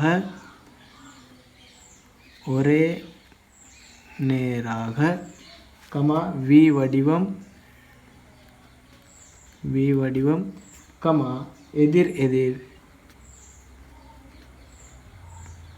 அதே போல் W வடிவம் நிறைய இதெல்லாம் என்ஜினும் வரும். சரியா, என்ஜின். அப்போ 2வது எரிபொருளுக்கேற்ப உருளையின் அமைவிடத்திற்கு இப்போ ஒரே நேராக வி வடிவம் எதிர் நம்ம பிரிப்போம். அடுத்து தொல்பாட்டு வட்டத்திற்கு ஏற்ப 4 அடிப்பு 2 அடிப்புனா 2 அடிப்பு கமா 4 அடிப்பு என்ஜின். என்ஜினுக்கு போகும். சரியா? அப்போ நான் கொஞ்சம் குயிக்காக போகிறதால சில நேரம் உங்கள் விளங்காமிக்கையிலும் அப்போ நல்லா கவனிச்சுக்கோங்க. அப்போ நான் 1வது கேள்வியை நாங்கள் டிஸ்கஸ் பண்ணுறோம். மோட்டார் வாகன என்ஜின் வகைப்படுத்தல்களை தருக. ஒன்று, தானத்திற்கேற்ப நாங்கள் உற்தாகன என்ஜின், வெளித்தாகன என்ஜின். அடுத்தது எரிபொருளுக்கு ஏற்ப பெட்ரோல் என்ஜின், டீசல் என்ஜின். அடுத்தது உருளையின் அமைவிடத்திற்கேற்ப ஒரே நேராக வி வடிவம், எதிரெதிர் டபிள்யூ நிறைய இருக்குது, ஸ்டார் வடிவம் எல்லாம். அடுத்தது தொழிற்பாட்டு ஓட்டத்திற்கேற்ப 2 அடிப்பு 4 அடிப்பு. இன்னொன்று எட் பண்ணிக்கோங்க. தகன செயன்முறை துவங்கும் விதத்திற்கேற்ப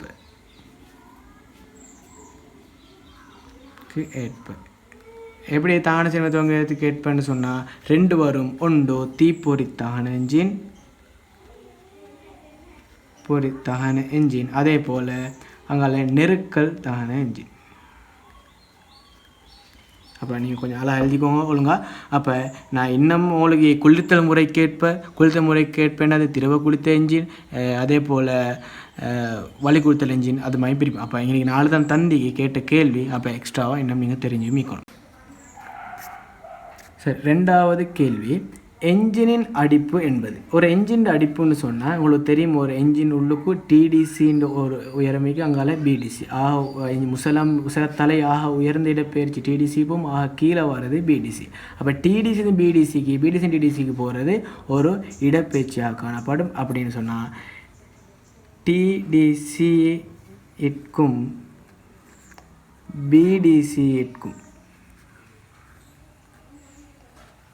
பிடிசிக்கும் பிடிசிக்கும் இடையே உள்ள தூரம் நாங்கள் ஒரு அடின்னு சொல்லுவோம். இடைப்பட்ட தூரம்.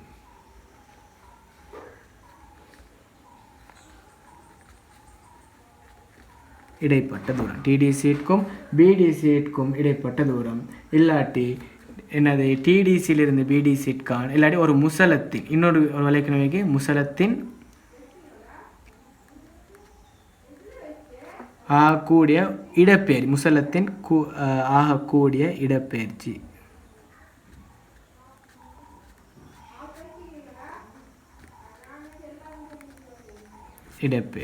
சரியா? அப்போ 2 பாயிண்ட் எங்களுக்கு சொல்லலும். டிடிசிந்து பிடிசிக்கு இடைப்பட்ட தூரம் நாங்கள் ஒரு அடிப்புன்னு சொல்லலாம், அல்லது ஒரு முசலம் டிடிசி பிடிசி தான் ஆகக்கூட போனால் பிடிசி தான் ஒரு ஆகக்கூட இடப்பெயர்ச்சியும் ஒரு அடிப்புன்னு சொல்லலாம். அடுத்தது என்ஜின் கொள்ளளவம்.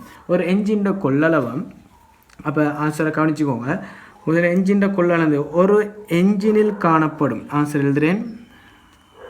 ஒரு என்ஜினில்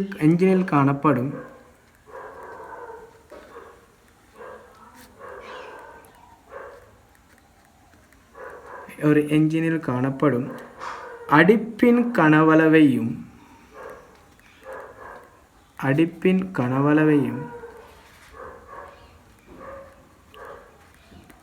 அதை நான் இன்னொரு பேர் சொல்லுவோம், வாரிய கனவளவு. என்ஜினின் ஒரு அடிப்பின் கனவளவையும் அதே போல உருளைகளின் எண்ணிக்கையையும்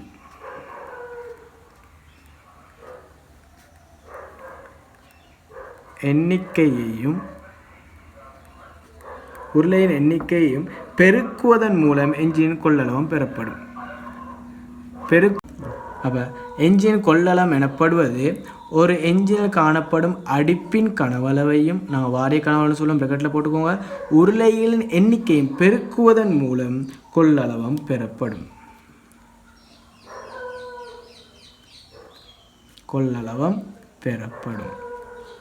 இதுக்கு ஒரு சமன்பாடிக்கு. அப்போ சமன்பாடை நோட் பண்ணிக்கோங்க. என்ன சமன்பாடு இங்கே வரப்போகிறது? அடிப்பின் கனவளவு தர. அப்போ இங்கே என்ஜின் கொள்ளளவு சமன் அடிப்பின்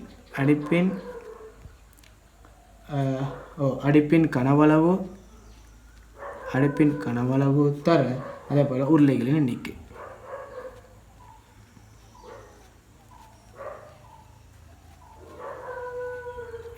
இதுதான் இதுக்கு வரக்கூடிய சமன்பாடு. அப்போ ரெண்டாவது கேள்வி நாங்கள் பார்த்தது அடிப்புண்டா என்ன, அதே போல் என்ஜினை கொள்ளணும். இப்போ சில ஒரு கேள்வி சொல்கிறாரு, விடை எழுதுறாரு, ஒன்று விளங்குது, அப்படி ஒன்றும் யோசிக்குவானா. இதெல்லாம் சின்ன தியரி, நான் அழகாக சொல்லியாச்சு, விடை எழுதியாச்சு. ரெண்டாவது இது கொஞ்சம் உங்களுக்கு கிளியர் இல்லாட்டி நான் ஒரு சின்ன நோட்டுக்கு போயிட்டு வரேன். அப்போ கொஞ்சம் வாங்க நோட்டுக்கு. அப்போ கவனிச்சுக்கோங்க, இது கேள்விக்கு மேலதிகமாக ஒரு ஃபோட்டோ உங்களை போட்டிக்கிறேன். இதில் மேலே அவங்களுக்கு டிடிசின்றது இந்த இடம் பிடிசின்றது குறித்து காட்டி இந்த டிடிசியும் பிடிசி இடைப்பட்ட தூரம் தான் இப்போ நான் வழங்கப்படுத்த அடிப்பு. அதே போல் இதில் மேலே டிடிசி மேலே கூடிய அந்த அறையை நான் சொல்ல இலக்க கனவளவு அல்ல தான அறையிடுவோம். அதே போல் டிடிசி கீழே பிடிசி வர காலமீற கனவளவு நான் வாரிய கனவளவுன்னு சொல்லுவோம், அல்லது அடிப்பின் கனவளவு. அதே போல் மற்ற பாகங்கள் முசலம், வாழ்வு, முசல வலயங்கள், இணைக்கும் தன்னெல்லாம் குறிக்க தெரியணும். இதில் முக்கியமான விஷயம் நெருக்கல் விகிதம். நெருக்கல் விகிதம் சமன் இலக்க கனவளவு ப்ளஸ் வாரிய கலவின் கீழ் இலக்க கனவளவு. அப்படின்னா மேலே தான டிடிசிக்கு மேலே இருக்கிற இலக்க கனவளவு தன் தானரை கனவளவு ப்ளஸ் வாரிய கனவளவு டிடிசி பிடிசி இடைப்பட்ட தூரம் அது கீழே இலக்க கனவளவு வரும். நெருக்கல் விகிதத்துக்கு அப்போ இன்னொரு சமன்பாடுக்கு நெருக்குதலுக்கு முன் உள்ள கலவின் கனவளின் கீழ் நெருக்குதலுக்கு பின் உள்ள கனவளவு. ஆகவே இதை வச்சு பெட்ரோல் என்ஜின் நெருக்கல் வீதம் 7 கொண்டு தொடக்கம் 10 கொண்டு, டீசல் என்ஜின் நெருக்கல் வீதம் 12 கொண்டு தொடக்கம் 24 கொண்டு. ஆகவே இது மேலதிகமாக உங்களுக்கு தந்த ஒரு நோட். சரி, இப்போ நான் மூணாவது கேள்வி போகிறேன். மூணாவது கேள்வியை பார்த்துக்கோங்க. இங்கே மோட்டார் வாகன தொகுதியின் தொழில்களை குறிப்பிடுக. அப்போ ஒவ்வொரு தொகுதியை நான் ஃபுல்லாக பார்க்க போகிறோம். ஒன்றாவது என்ஜின். இப்போ அதேமாதிரி ஒன்றா சொல்லிட்டு வரேன். நான் இன்றைக்கு 6 தொகுதி தான் நாங்கள் ரிவிஷன் பண்ணோம். அப்போ இன்னும் எத்தனை தொகுதிக்கு நான் உங்களுக்கு பார்த்துக்கொள்ள மேலும். அப்போ இது எல்லா தொகுதியும் நான் இன்றைக்கு சொல்ல போகிறேன். அப்போ ஆன்சர் எழுதிக்கோங்க. என்ஜின்னு சொல்கிறதுக்கு பார்த்துக்கோங்க. என்ன ஆன்சர்? என்ஜின் தொழில் மோட்டார் வாகன இயக்கத்திற்கு தேவையான வலுவை பிறப்பித்தல். மோட்டார் வாகன இயக்கத்திற்கு தேவையான வலுவை பிறப்பித்தல் தான் என்ஜின் தொழில். அப்போ இதை கிளியர் ஆகிக்கணும். ரெண்டாவது கொஞ்சம் குயிக்கப்போம். குளிர்த்தம் தொகுதி. குளிர்த்தல் தொகுதியில் தொழில் என்னது? என்ஜினின் வெப்பநிலையை தொழிற்பாட்டு வெப்பநிலையில் பேணுதல். 2 வரைவிலக்கணம் நான் சொல்கிறேன் பாருங்கள். 1வது வரைவிலக்கணம் என்ஜினின் வெப்பநிலையை தொழிற்பாட்டு வெப்பநிலை. இப்போ இது ஒரு ஸ்ட்ரக்சர் கேள்வி, ஒரு சின்னதாக எழுதும். நான் எஸ்ஐ எழுதக்கூட எப்படி எழுதுன்னு சொல்லித்தரேன். அதே போல் கூடிய வலுவை பெற்றுக்கொள்ள என்ஜினின் வெப்பநிலையை உகந்த வீச்சில் பேணுதல் குளிர்த்தல் தொகுதியில் ஒரு முக்கியமான விஷயம். அப்போ இதை நீங்கள் சிலாக இந்த வரைக்கும் பார்த்திக்க மாட்டீங்க. கூடிய வலுவை பெற்றுக்கொள்ள என்ன அர்த்தம்டா, இப்போ என்ஜினுக்கு எங்களுக்கு நிறைய பவர் வேணும். ஸ்பீடாக போக நிறைய பவர் தேவை. அப்போ நிறைய பவர் தேவையான சந்தர்ப்பத்தில் நிறைய வலு தேவை. அப்போ நிறைய வலு வர என்ஜின் நிறைய ஹீட் ஆகுற நேரம் குளிர்த்தல் தொகுதி இருந்தால் தான் என்ஜினை அது குளிர்படுத்தும். அப்போ அதுக்கும் முக்கியமான ஒரு விஷயம். அப்போ கூடிய வலுவை பெற்றுக்கொள்ள என்ஜினின் வெப்பநிலை உகந்த வீச்சில் பேணுதல் ஒரு குளிர்த்தல் தொகுதியில் ஒரு முக்கியமான விஷயம். அப்போ 2 தொழில் நான் எழுதிக்கிறேன். குளிர்த்தல் தொகுதிக்கு 1 என்ஜின் வெப்பநிலை தொழிற்பாட்டு வெப்பநிலை பேணுதல், 2வது கூடிய வலுவை பெற்றுக்கொள்ள என்ஜின் வெப்பநிலை உகந்த வீச்சில் பேணுதல். அடுத்து மசையிடல் தொகுதி. உங்களுக்கு 1வது உராய்வு நீக்கிறது. அப்போ இங்கே என்ஜினில் அசையும் பாகங்களிடையே ஏற்படும் உராய்வை குறைத்தல். அப்போ இதுதான் மசையிடல் தொகுதியில் ஆன்சர். அப்போ நோட் பண்ணிக்கோங்க. அடுத்தது எரிப்பற்றல் தொகுதி. அப்போ எரிப்பற்றல் தொகுதின்னு சொன்னால் நல்லா கவனிச்சுக்கோங்க. Answer petrol என்ஜினில். எரிப்பற்றல் தொகுதின்றது நடக்க போகிறது பெட்ரோல் என்ஜினில் தான். முக்கியமான விஷயம், பெட்ரோல் என்ஜினில் பெட்ரோல் வளிக்கலவையை தகனமடைய தேவையான தீப்பொறி செருகியை உரிய நேரத்தில் உரிய உருளைக்கு, மிச்ச முக்கியமான வசனம், உரிய நேரத்தில் உரிய உருளை, ஃபயரிங் ஆர்டர் உண்டு, அதுக்கு ஏற்ற மாதிரி நடக்கணும். உரிய நேரத்தில் உரிய உருளைக்கு வழங்குதல். அப்போ இது எரிப்பற்றல் தொகுதிக்கு வர ஆன்சர். அப்போ இதுதான் எரிப்பற்றல் தொகுதி தொழில். மறுவாள் சொல்ல கவனிச்சுக்கோங்க. பெட்ரோல் என்ஜினில் பெட்ரோல் வளிக்கலவை தகனமடைய தேவையான தீப்பொறியை உரிய நேரத்தில் உரிய உருளைக்கு வழங்குது. இதுக்கான ஆன்சர். அப்போ உங்களுக்கு இதெல்லாம் நீங்கள் தேவை படிச்சுப்பீங்க. ஆன்சர் எழுதுவது இன்னும் கிளியர் ஆகும். அடுத்தது ஊடுகடத்தல் தொகுதி. ஊடுகடத்தல் தொகுதி என்ன செய்யும்? இப்போ என்ஜினில் உற்பத்தியான வலுவை சில்வர்களும் கொண்டு போகும். அப்போ என்ஜினில் உற்பத்தி செய்யப்பட்ட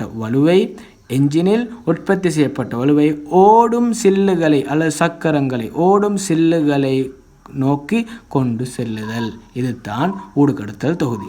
அடுத்தது கடவு தொகுதி. அப்போ கடவு தொகுதின்னு சொல்வது ஸ்டியரிங் சிஸ்டம். அப்போ ஸ்டியரிங் நான் உங்களுக்கு மிச்சம் இங்கிலீஷ் வேர்டு யூஸ் பண்ண காரணம் மெயினாக உங்களுக்கு இங்கிலீஷ் வேர்டு இது எல்லாத்துக்கும் தெரியணும். அப்போ கடவு தொகுதின்னு சொன்னால் நாங்கள் ஸ்டியரிங் சிஸ்டம் யூஸ் பண்ணுறது நான் வாகனம் திருப்புறது அங்கிட்டு. அப்போ திருப்புறது தேவை. அப்போ மோட்டார் வாகனம் பாதையில் செலுத்தப்படும் அல்லது செல்லப்படும் திசையை மாற்றுதல். கடவு தொகுதியால் மோட்டார் வாகனம் பாதையில் செல்லும் திசையை அப்போ ஆன்சர் எழுதிக்கோங்க. அடுத்தது உயிர்ப்பித்தல் தொகுதி என்னது? இப்போ உயிர்ப்பித்தல் தொகுதிக்கு போகும்போது கொஞ்சம் நம்மளோட டியூட்டை கொஞ்சம் பாருங்கள். அடைந்த பேட்டரியை மின் இறக்கம் அடைய செய்தல் இந்த மின்னேற்றும் தொகுதியில் ஆன்சர். அப்போ அதை எழுதிக்கோங்க. அடுத்தது தொங்கற் தொகுதி எப்படி இருப்போது?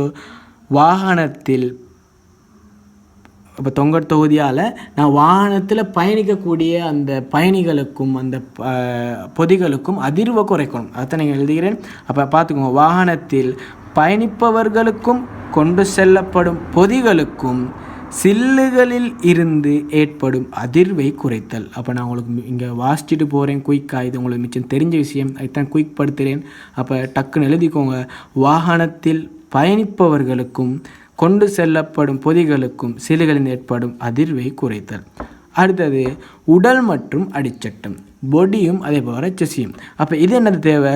இப்போ இன்ஜின் இந்த வார பாகங்கள் எல்லாத்தையும் நாங்கள் தான் ஃபிக்ஸ் பண்ண போகிறோம். மோட்டார் வாகனத்தில் பயணிப்பவர்களுக்கும் பொருட்களுக்கும் புறச்சூழலிலிருந்து ஏற்படும் பாதிப்பை அல்லது தாக்கத்திலிருந்து பாதுகாத்தல். இந்த பொடியால் மழை இந்த வெயில் டைமெல்லாம் நான் பாதுகாப்பு பெறுது. ஆகவே மோட்டார் வாகனத்தில் பயணிப்பவர்களுக்கும் பொருட்களுக்கும் புறச்சூழலிலிருந்து ஏற்படும் தாக்கத்திலிருந்து பாதுகாத்தல் இங்கே நடக்குது. அதே போல் இன்னொரு அந்த அடிச்சட்டத்தை வேறு எழுதுறேன். இன்னைக்கு உடல் தான் வந்து கீழே நோட் பண்ணிக்கோங்க. அடிச்சட்டம் உண்டு இது மாதிரி. அது கீழே அடிச்சட்டம் என்னது? அடிச்சட்டம் வரப்போதோ இங்கே என்ஜின் உட்பட ஏனைய தொகுதிகள்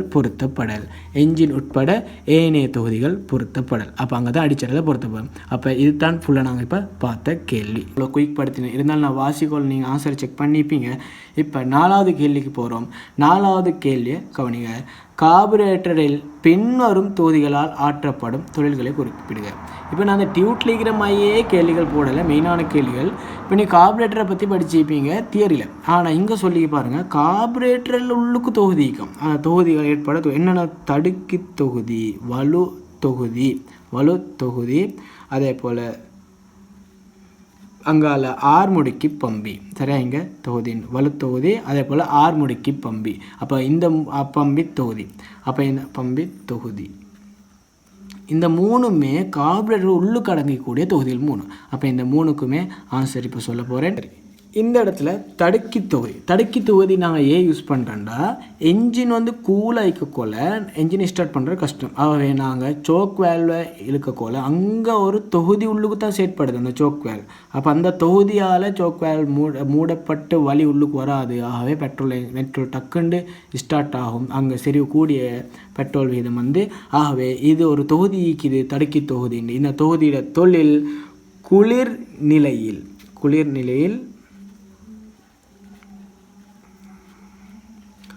நிலையில் இயந்திரத்தை அல்லது என்ஜினை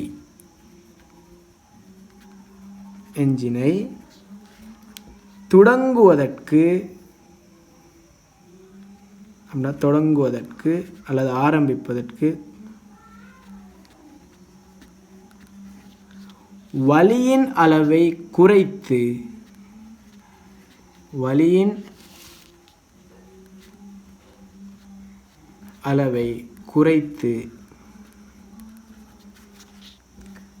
செறிவான கலவையை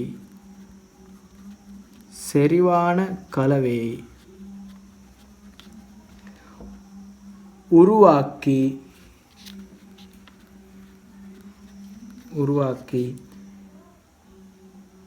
இதன்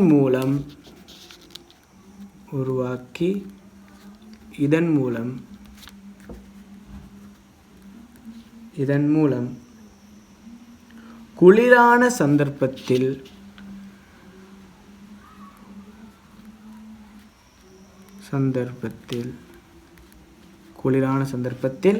என்ஜினை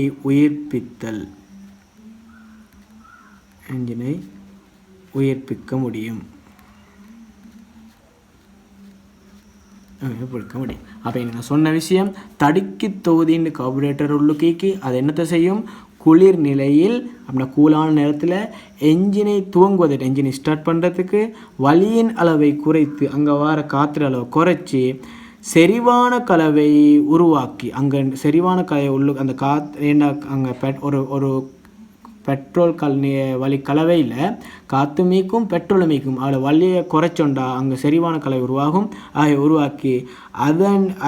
உருவாக்கி அதன் மூலம் குளிரான சந்தர்ப்பத்தில் என்ஜினை துவங்குதல் தான் தடுக்கி தொகுதி. அப்போ இதெல்லாம் கேட்கக்கூடிய கேள்விகள். அதே போல் வலுத்தொகுதின்றா இப்போ கார்பரேட்டர் உள்ளுக்கு நாங்கள் பார்த்துக்கிறோம். கார்பரேட்டரால் என்னது வாகனத்தில் அப்படின்னா வாகனம் கொண்ட செலுத்துகிற நிலைமைக்கு ஏற்ற மாதிரி பெட்ரோல் கொடுக்கணும். இப்போ மெதுவாக போகல 2 கியரில் போகல மெதுவாக போகணும், ஃபாஸ்ட்டாக போகல ஃபாஸ்ட்டாக பெட்ரோல் போகணும். ஆகவே நீங்கள் மெதுவாக போகிற நிறைய பெட்ரோல் போனிச்சுட்டா பெட்ரோல் டக்குன்னு முடிஞ்சிடும். ஆகவே வலுத்தொகுதி தான் அந்த வேலை செய்வார். அப்போ அதுக்கான ஆன்சர் வாகனத்தின் செலுத்தல் நிலைமைக்கேற்ப வாகனத்தின் செலுத்தல் நிலைமைக்கு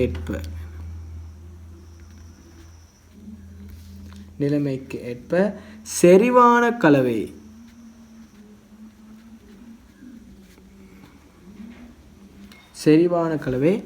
சரியான விதத்தில்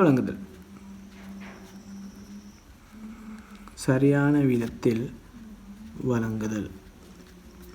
இப்போ நீங்கள் பார்த்தீங்க இதுக்கு முதல் இது எல்லாமே எரிபொருள் வழங்க தொகுதித்தானே செய்யுது. ஆனால் உள்ளுக்கு ஒவ்வொருத்தர் உடச்சி செய்கிறாங்க. அதுவும் கார்பரேட்டர் சேர்த்து இதுக்கு முந்தி பார்த்துப்பீங்க. இல்லை, கார்பரேட்டர் உள்ளுக்கும் தடுக்கி தொகுதி ஒரு வேலை செய்யுது, வலுத்தொகுதி இன்னொரு வேலை செய்யுது. என்ன சரியான வீதத்தில் போகிற நிலைமைக்கு ஏற்ப வழங்குறது. இப்போ அடுத்தது ஆர்முடுக்கி பம்பிண்டா ஸ்பீடாக போகலாம். அதுக்கும் வேறு ஒரு தொகுதிக்கு ஸ்பீடாக போகிற நேரம், ஆர்முடுக்கிற நேரம்னா ஸ்பீடாகிற நேரம். அங்கே வாகனத்தை ஆர்முடுக்கும் போது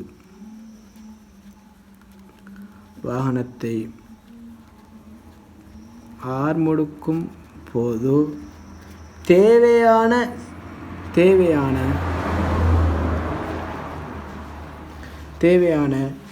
செறிவு கலவை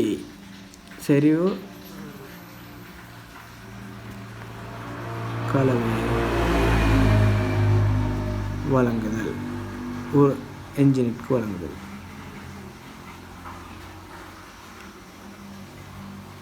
உருளைக்கு போகும். அப்போ ஸ்பீடாக போகிற நேரம் செயற்படுறது கார்பரேட்டர் உள்ளுக்கிற தொகுதி ஆர்முடுக்கி பம்பி. அதே போல் ஒவ்வொரு நிலைமைக்கு ஏற்ற மாதிரி மாற்றுறதும் வரும். அது அது இப்போ நீங்கள் நினைக்கலும் வலுத்தொகுதி உள்ளுக்குத்தானே ஆர்முடுக்கம் வருது, அதுவும் ஒரு நிலைமை தானே என்ற மாதிரி. அது ஸ்பீடாக போக்கில் மட்டும் செயற்படுறதுக்கு ஒரு தொகுதி தான் இவர். ஆனால் மற்ற நிலைமைகளில் வலுத்தொகுதி செயற்படும். அதே போல் குளிரான நிலைமை தடுக்கி தொகுதி செயற்படும். ஆகவே 4வது கேள்வி கார்பரேட்டர் பின்வரும் தொகுதியில் ஆற்றப்படும் தொழில்களை சுருக்கமாக விளக்குக.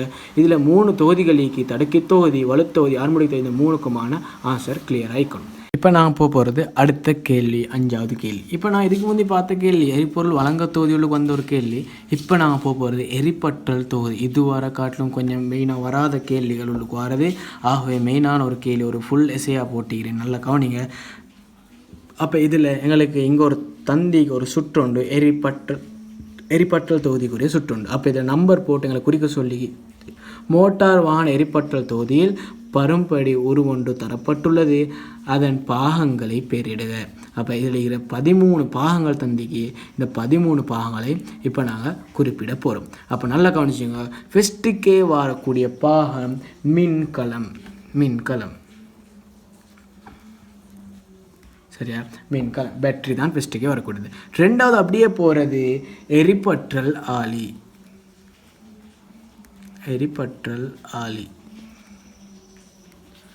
3வது அங்கேருந்து அப்படியே போகிறது 3ஆம் நம்பர் இந்த ஃபுல் பாக்ஸுக்கும் வாரது எரிபற்றல்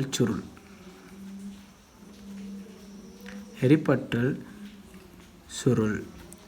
சரியா, அப்படி அது உள்ளுக்கு பாருங்கள் 2 குறிச்சிக்க, 2 கேபிளுக்கும் ஒரு கேபிள் உள்ளுக்கு 2 சுருள் குறிச்சிக்கு என்னது ஒன்று சிறிய அப்படின்னா பெரிய ரவுண்ட் சின்ன ரவுண்ட் இருந்தால் எங்களுக்கு சொல்லிச்சு முதன்மை துணை சுருள். ஆனால் இங்கே ரெண்டுமே ஒரே சைஸ் ஆகிக்கு தான். எப்படி கண்டுபிடிக்கணும்டா எண்ணிக்கை வச்சு. ஏண்டா இங்கே படி கூட்டுநிலை மாற்ற தொழிற்படுது ஒரு பாஸ் பேப்பர் MCQ. அது இங்கே எரிப்பற்று படி கூட்டுநிலை மாற்ற தொழிற்படும். ஆகவே துணைச்சுருள் முதன்மை சுருள் அப்போ அதிகரித்து காணப்படுகிறது. ஆகவே 4வது நம்பர்னு சொல்கிறது முதன்மை சுருள். முதன்மை சுருள். அப்போ 5வது எங்களுக்கு தெரியும் துணை சுருள். இப்போ அப்படியே போகுது கனெக்ஷன் போயிட்டு எங்கே அம்புடுது. அடுத்ததாக வரக்கூடிய இந்த 6ஆம் நம்பர் 5 முடிஞ்சு இந்த 6ஆம் நம்பர் இந்த அப்படியே ஃபுல்லுக்கும் வரக்கூடியது. அப்போ இந்த 6 நான் சொல்கிற பங்கீடு கருவி. பங்கீடு கருவி. அப்புறம் இது உள்ளுக்கு இருக்கக்கூடிய 3 பாகங்களுக்கு ஒன்று இன்னைக்கு ஒரு இது இருக்குது. இது சொல்லப்போனால் இதுமா ஷேப்பில் வரக்கூடியது. இது நான் சொல்கிறது இந்த குறியீடு தொடுகை முனை. தொடுகை முனை கூட குறியீடு தான் அது. முனைப்புள்ளி, தொடுகை முனைப்புள்ளி இதுதான் அதோட குறியீடு. சரியா? அதே போல் 8வது உள்ளுக்கு சுற்றி கொண்டிருக்கக்கூடிய இந்த சீப்புத்தண்டு. சீப்புன்னு சொல்லலாம். சீப்புத்தண்டு. சீப்புத்தண்டோட சீப்புக்கு படப்படத்தான் இது என்ன செய்யும்டா தொடுகை முனை விலகும். அதே போல் 9வது அதுக்கு சமாந்தரமாக இருக்கக்கூடியது கொள்ளளவி. முக்கியமான ஒரு ஆள். இந்த கொள்ளளவி விற்கிறனெல்லாம் கேள்வி வரலாம். அதே போல் 10வது கொள்ளளவி தொடுகை முனை விலகுற நேரம் கொள்ளளவி கூடாக மின்னோட்டம் போகும். ஏண்டா தொடுகை முனை சின்ன கேப் தானா, அது கூடாக மின்னோட்டம் போயிட்டு அங்கே தொடுகை முனை எரியலாம். அதுக்காக வச்சுக்குதான் இந்த கொள்ளளவி. 10வது அப்படியே போகுது எங்கேக்கு அங்கேருந்து அப்படியே போகுது. 10வது வரக்கூடியது இங்கே. அதுக்கு நாம் சொல்கிற இடம் பரப்பி. டிஸ்ட்ரிபியூட்டர்னு சொல்லுவோம். பரப்பி.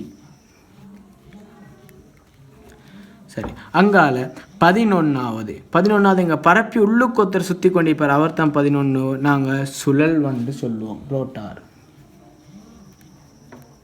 சுழல்வன் ரோட்டார். அப்போ அதிலிருந்து அப்படியே போகுது. இந்த சுழல்வன் அங்கே போய் டச் ஆகும். இந்த ஒவ்வொன்றும் டச் ஆகும். ஒவ்வொரு கேபிளில் அந்த கேபிளை நாங்கள் இருக்கிற இடத்த சொல்கிறது என்னன்னு சொன்னால் சுழல்வன் டச் ஆகிற இடம் என்ன பரப்பி புள்ளி. அது கேபிள் தீப்பொறிச்சரியோட கேபிளை கனெக்ட் பண்ணிற இடம் பரப்பி புள்ளி. பரப்பி புள்ளி நான் சொல்ல டிஸ்ட்ரிபியூட்டர் பாயிண்ட்னு சொல்லும். அங்கத்தான் டச் ஆகி தீப்பொறிச்சரிகை போகுது. கடைசி 13ஆம் நம்பர் அப்படியே தீப்பொறிச்சரிகை போகும். அப்படியே தீப்பொறி இந்த டச் ஆகி அங்கேருந்து அப்படியே 13ஆம் நம்பர் போகுது. இந்த கடைசியாவது எங்கே இருக்கக்கூடியது தீப்பொறிச்சரிகை. தீப்பொறிச்சரிகை. அப்போ இதில் ஒவ்வொரு பாகங்களையும் நான் உங்களுக்கு குறித்து காட்டுகிறேன். உங்களுக்கு இதில் ஒரு வீடியோ நான் அடுத்ததாக போட்டுறேன் பாருங்கள். உங்களுக்கு தீப்பொறிச்சு அப்படின்னா எரிப்பற்றல் தொகுதிக்குரிய ஒரு வீடியோ, அதை பார்த்து ஃபுல்லாக அதில் விளங்கிக்கோங்க. அதோடு நான் இதில் இந்த தீப்பொறிச்செடி உள்ள வர ஒரு கேள்விக்கும் போக போகிறேன்.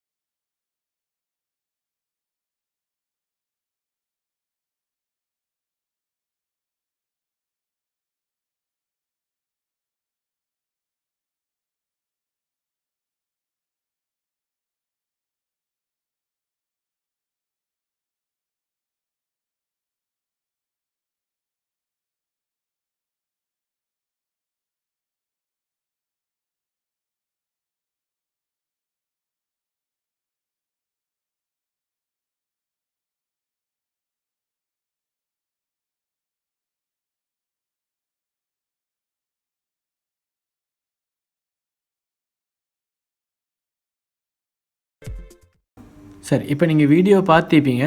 நாங்கள் அடுத்ததாக போகிறது. அப்போ அதில் 2வது கேள்வி என்னது? எரிபற்றல் தொகுதியில் ஆற்றப்படும் வேலையை சுருக்கமாக விளக்குக. எரிபற்றல் ஆற்றப்படும் சுருக்கமாக நான் வீடியோ எழுதிட்டேன், உங்களுக்கு குயிக்காக போகணும். ஆகவே நாங்கள் அடுத்த ஸ்டெப்பில் போகிறோம். தந்திக்கக்கூடிய டைம் உள்ளுக்கு உங்களை நீங்கள் MBA செலவழித்து பார்க்கக்கூடியது. ஆகவே குயிக்காக நான் எழுதிக்கிறேன், நான் சொல்கிறத கவனிச்சுக்கோங்க. எரிபற்றல் தொகுதி ஆற்றப்படும் வேலை, எரிபற்றல் தொகுதின்ற வேலையை நீங்கள் சும்மா நோட் பண்ணி, எரிபற்றல் தொகுதின்ற வேலை இங்கே மெயினான வேலையை பாருங்கள். முக்கியமாக சொல்லணும், எங்கேருந்து எங்கே வரைக்காலும் போகுது. பேட்டரியிலேருந்து அப்படியே தீப்பொறிச்சி வரைக்காலும் போகிற வேலையை சொல்லுவோம். 12 வோல்ட் மெயினாக நாங்கள் 12 வோல்ட் பேட்டரி யூஸ் பண்ணுவோம். 12 வோல்ட் பேட்டரி அழுத்தத்தை அப்படின்னா வோல்ட் அளவை, 12 வோல்ட் பேட்டரியின் அழுத்தத்தை அதியுயர் அழுத்தமாக எரிபற்றல் சுருளின் மூலம், ஏண்டா இந்த எரிபற்றல் சுருளாக அதிக உயர் மாறப்போகுது, அது உயர் வோல்ட் அளவு தான் மாறப்போகுது. அது உயர் அழுத்தமாக எரிபற்றல் சுருள் மூலம் உயர்த்தி எரிபற்றல் வரிசைக்கு ஏற்ப, முக்கியமான விஷயம், எரிபற்றல் வரிசைக்கு ஏற்ப தான் ஃபயரிங் இந்த தீப்பொறியை வழங்கும். எரிபற்ற வரிசைக்கு ஏற்ப உரிய உருளைக்கு சரியான நேரத்தில் தீப்பொறிச்செறியை வழங்குதல். சும்மா மொட்டையாக நான் தீப்பொறிச்செறியை உரிய நேரத்தில் சரியான உருளைக்கு வழங்கணும்னு சொல்லப்படாது. இது பற்றி தான் சரியான உரை வைக்க. 12 வோல்ட் பேட்டரி அல்லது பேட்டரியின் அழுத்தத்தை அதியுயர் அழுத்தமாக எரிபற்றல் சுருளின் மூலம் உயர்த்தி எரிபற்றல் வரிசைக்கு ஏற்ப உரிய உருளைக்கு சரியான நேரத்தில் தீப்பொறிச்செறி, இல்லாட்டி சரியான நேரத்தில் சரியான உருளைக்கு தீப்பொறிச்செறியை வழங்குதல். இது தான் எரிபற்றல் தொகுதியின் தொழில். அப்போ இது கிளியராக இருக்கும். சரி, அப்போ 5வது நாங்கள் 1வது படத்தை குறிச்சிட்டோம். 2வது எரிபற்றல் சுருளில் இந்த எரிபற்றல் தொகுதியில் தொழில் என்னன்னு சொல்லிட்டோம். 3வது தொகுதியில் ஏற்படக்கூடிய குறைபாடுகள். அப்போ லேசான ஒரு கேள்வி எழுதிக்கோங்க. அப்போ ஆன்சர் எரிபற்றல் சுருள் பழுதடைதல். எரிபற்றல் சுருள் பழுதடைதல் அப்படின்னு சொன்னால், இங்கே எரிபற்றல் சுருள் பழுதடைஞ்சால் இதுக்கு அங்கிட்டு கரண்ட் சப்ளை போகாது. அதே போல் வோல்ட்டில் உயர்த்தி கொடுக்காதாகவே இங்கே தொகுதி வேலை செய்யாமல் போகலாம். எரிபற்றல் சுருள் ஒரு முக்கியமான ஒரு கூறு. இந்த இடத்துல எரிபற்றல் சுருள் பழுதடைந்தால் இங்கே ஒரு குறைபாடு ஆகும். அதே போல் தொடுகை முனைப்புள்ளி இடைவெளி வேறுபடல். தொடுகை முனைப்புள்ளியில் இடைவெளி குறைஞ்சால் அங்கே ஊடாக மின்னோட்டம் பெஞ்சு ஏதாவது என்ன செய்யணும், எரிஞ்சு போகிறதுக்கு காரணமாக அமைஞ்சிடும். ஆகவே அங்கே தொடுகை முனை புள்ளி பழுதடைந்தால் தீப்பொறிச்ச இந்த எரிபற்றல் சுருளோட உயர் வோல்ட் அளவு போகாமல் இருக்கும். ஆகவே அதுவும் ஒரு குறைபாடு. தொடுகை முனை புள்ளி இடைவெளி வேறுபடல். அதே போல் தீப்பொறிச்செறிகை இடைவெளியில் கார்பன் படிதல். அங்கே தீப்பொறிச்செறியிட ஸ்பார்க் பிளக் கேப்பில் கார்பன் படிகிறதும் ஒரு குறைபாடு. அதே போல் வடங்கள் அல்லது நான்கள் தளர்வடைதல். அங்கே வடங்கள் கேபிள்ஸ் அங்கே கூடிய வயரெல்லாம் கலர்றதும் அங்கே கரண்ட் போகாது. ஒரு பேட்டரிகள் 2018 ஒரு பேட்டரிகள் என்னது இந்த இக்னிஷன் சிஸ்டத்தில் நான் வயர் கனெக்ஷனை கனெக்ட் பண்ண சொல்லி, இது வயர் கனெக்ஷன் ஒழுங்காக கனெக்ட் பண்ணாட்டி இது தொழில் செயற்படாதாகவே இதுவும் ஒரு குறைபாடு. அப்போ இது எல்லாமே தீப்பொறிச்செறி அப்படின்னா இத்தொகுதியில் ஏற்படக்கூடிய குறைபாடு என்னென்னா எரிபற்றல் சுருள் பழுதடைதல், அதே போல் தொடுகை முனை புள்ளியின் இடைவெளி வேறுபடல், அதே போல் தீப்பொறிச்செறியின் இடைவெளியில் கார்பன் படிதல், வடங்கள் அல்லது நான்கள் தளர்வடைதல். அப்போ அடுத்த கேள்வி இங்கே உங்களை நோட் பண்ணி காட்டினேன் பாருங்கள். 9வதுன்றது என்னதுன்னு சொன்னோம்னா கொள்ளளவி. இந்த கொள்ளளவியை பற்றி தான் அடுத்த கேள்விக்கு வரும். நல்லா கவனிச்சுக்கோங்க. என்னது இலக்கம் 9 என குறிப்பிடப்பட்டுள்ள கூறு இடப்பட்டுள்ள காரணம் யாது? அப்போ இந்த கேள்வி கொஞ்சம் போர் அடிக்கலும் சிலாக்களுக்கு இதுன்ற மாதிரி நல்லா கவனிச்சுக்கோங்க. இந்த கொஞ்சத்தை இந்த கேள்வியோட கொஞ்சம் நான் பேசுவேன். எங்களுக்கு ஃபுல்லாக போவேக்கு மிச்சம் டைம் நீங்கள் வீணாக கழிச்சிட்டீங்க. ஆகவே நல்லா கவனிச்சுக்கோங்க. செய்கிற வேலை கொஞ்சம் உங்களுக்கு ப்ரொஜெக்டரே இல்லை தான், ஆனாலும் உங்களுக்கு தெளிவாக நான் கொண்டு போகிறேன். நல்லா நீங்கள் கவனத்தோடு இருங்க. முக்கியமான கேள்விகள் ஆன்சர் எழுதிக்கோங்க. கொள்ளளவி தேவை. நான் ஆன்சரை சொல்லிவிட்டு அதை விளங்கப்படுத்துகிறேன். தொடுகை முனை புள்ளி தொடுகையிலிருந்து விலகும் போது முதன்மை சுற்றின் மின்னோட்டம் நின்று விடாமல் தீப்பொறிச்செறியை உண்டாக்கி அதனோடு செல்ல எத்தனிக்கும். இது வரைக்கான கொஞ்சம் விளங்கப்படுத்துகிறேன். என்ன தொடுகை முனைப்புள்ள தொடுகையிலிருந்து விலகக்கொள்ள அந்த சின்ன கெப்பால் மின்னோட்டம் பாயும். அந்த மின்னோட்டம் பாயிறத ட்ரை பண்ணும், எத்தனிக்கும். அப்புறம் தொடர்ந்து எழுதுங்க. இவ்வாறு நிகழின் அது விரைவாக எரிந்துவிடும். இவ்வாறு நிகழின் அது விரைவாக எரிந்துவிடும் அப்படின்னா அது டக்குன்னு சுடுபட்டு போயிட்டுரும். இதனை நிவர்த்தி செய்வதற்காக தொடுகை முனை புள்ளிக்கு சமாந்தரமாக கொள்ளளவி இணைக்கப்படும். அப்படின்னா இந்த கொள்ளளவி இணைச்சிக்கு தொடுகை முனை புள்ளிக்கு குறையக்குள்ள அதனோட கரண்ட் போக பார்க்கும். அப்படி கரண்ட் போனால் தொடுகை முனை புள்ளி எரிஞ்சு போகும். இதை நிவர்த்தி செய்கிறதுக்காக தொடுகை முனைக்கு சமாந்தரமாக கொள்ளளவி இடுவோம். அப்போ இந்த வீடியோவில் நீங்கள் பார்த்துருப்பீங்க தொடுகை முனை சமாந்தரமாக நாங்கள் இணைக்கிறது. அப்போ ஆகவே இதுதான் கொள்ளளவு ஏற்பட காரணம். என்ன காரணம்னு இந்த காரணத்துக்கு படிச்சுக்கணும் பாருங்கள். தொடுகை முனை புள்ளி சேதமடைகிறத தவிர்த்தல், அதுதான் மெயினான விஷயம். அதை விளக்கமாக சொல்லிக்கிறேன். இந்த காரணம் என்னென்னா தொடுகை முனை புள்ளி சேதமடைகிறது தவிர்க்கிறது தான் மெயின் காரணம். அப்போ இதுக்கு தான் கொள்ளளவு இதை விளக்கமாக சொல்லிக்கிறேன். அப்போ நாங்கள் அடுத்த கேள்விக்கு போகிறோம். சரி, அப்போ அதிலே 5வது கேள்வி இலக்கம் 7 என நீங்கள் பற்றி பாருங்கள். இலக்கம் 7 என தொடுகை முனை புள்ளியை தான் 7 என குறிச்சிக்கு 7 என குறிப்பிடப்பட்ட கூறினால் ஏற்படக்கூடிய குறைபாட்டினை நிவர்த்தி செய்யும் பொருட்டோ நவீன அங்கே குறைபாடிக்கு அந்த கெப் குறைஞ்சாத எரியுது. நவீன வாகனங்கள் பயன்படுத்தப்படும் எரிபற்றல் தொகுதி அந்த தொடுகை முனைக்கு பதிலாக நவீன வாகனங்களில் ECU யூஸ் பண்ணுவாங்க. ECUண்டா எலக்ட்ரானிக்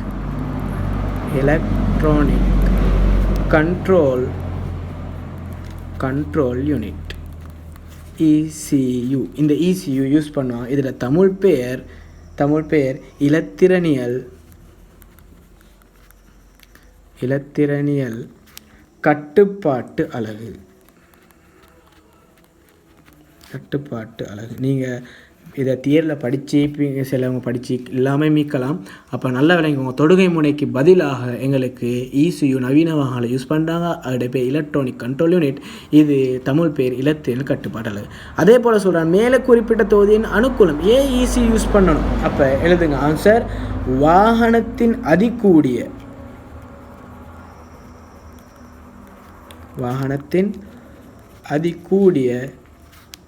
வேகத்திலும் சீராக தொழிற்படல்.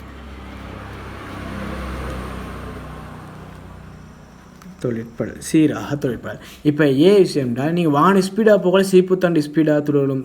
அப்போ சீப்பு தாண்டி ஸ்பீடாக சொல்கிற நேரம் தொடுகை முனை டக்குன்னு இதாக நேரம் அங்கே வந்து தீப்பொறி இந்த தொடுகை முனை புள்ளி பழுதடையலாம். ஆனால் இங்கே அப்படி இல்லை. வாகனத்தில் அதிகூடிய வேகத்தில் ECU பழுதடையாது. ஆகவே மேலே குறிப்பிட்ட இந்த ECUவோட அனுகூலம் வாகனத்தின் அதிகூடிய வேகத்திலும் சீராக தொழிற்படும். இது ஒரு முக்கியமான ஒரு எஸ்ஏ மாதிரி தந்திக்கு அதை நோமலெல்லாம் படுத்துகிறேன்.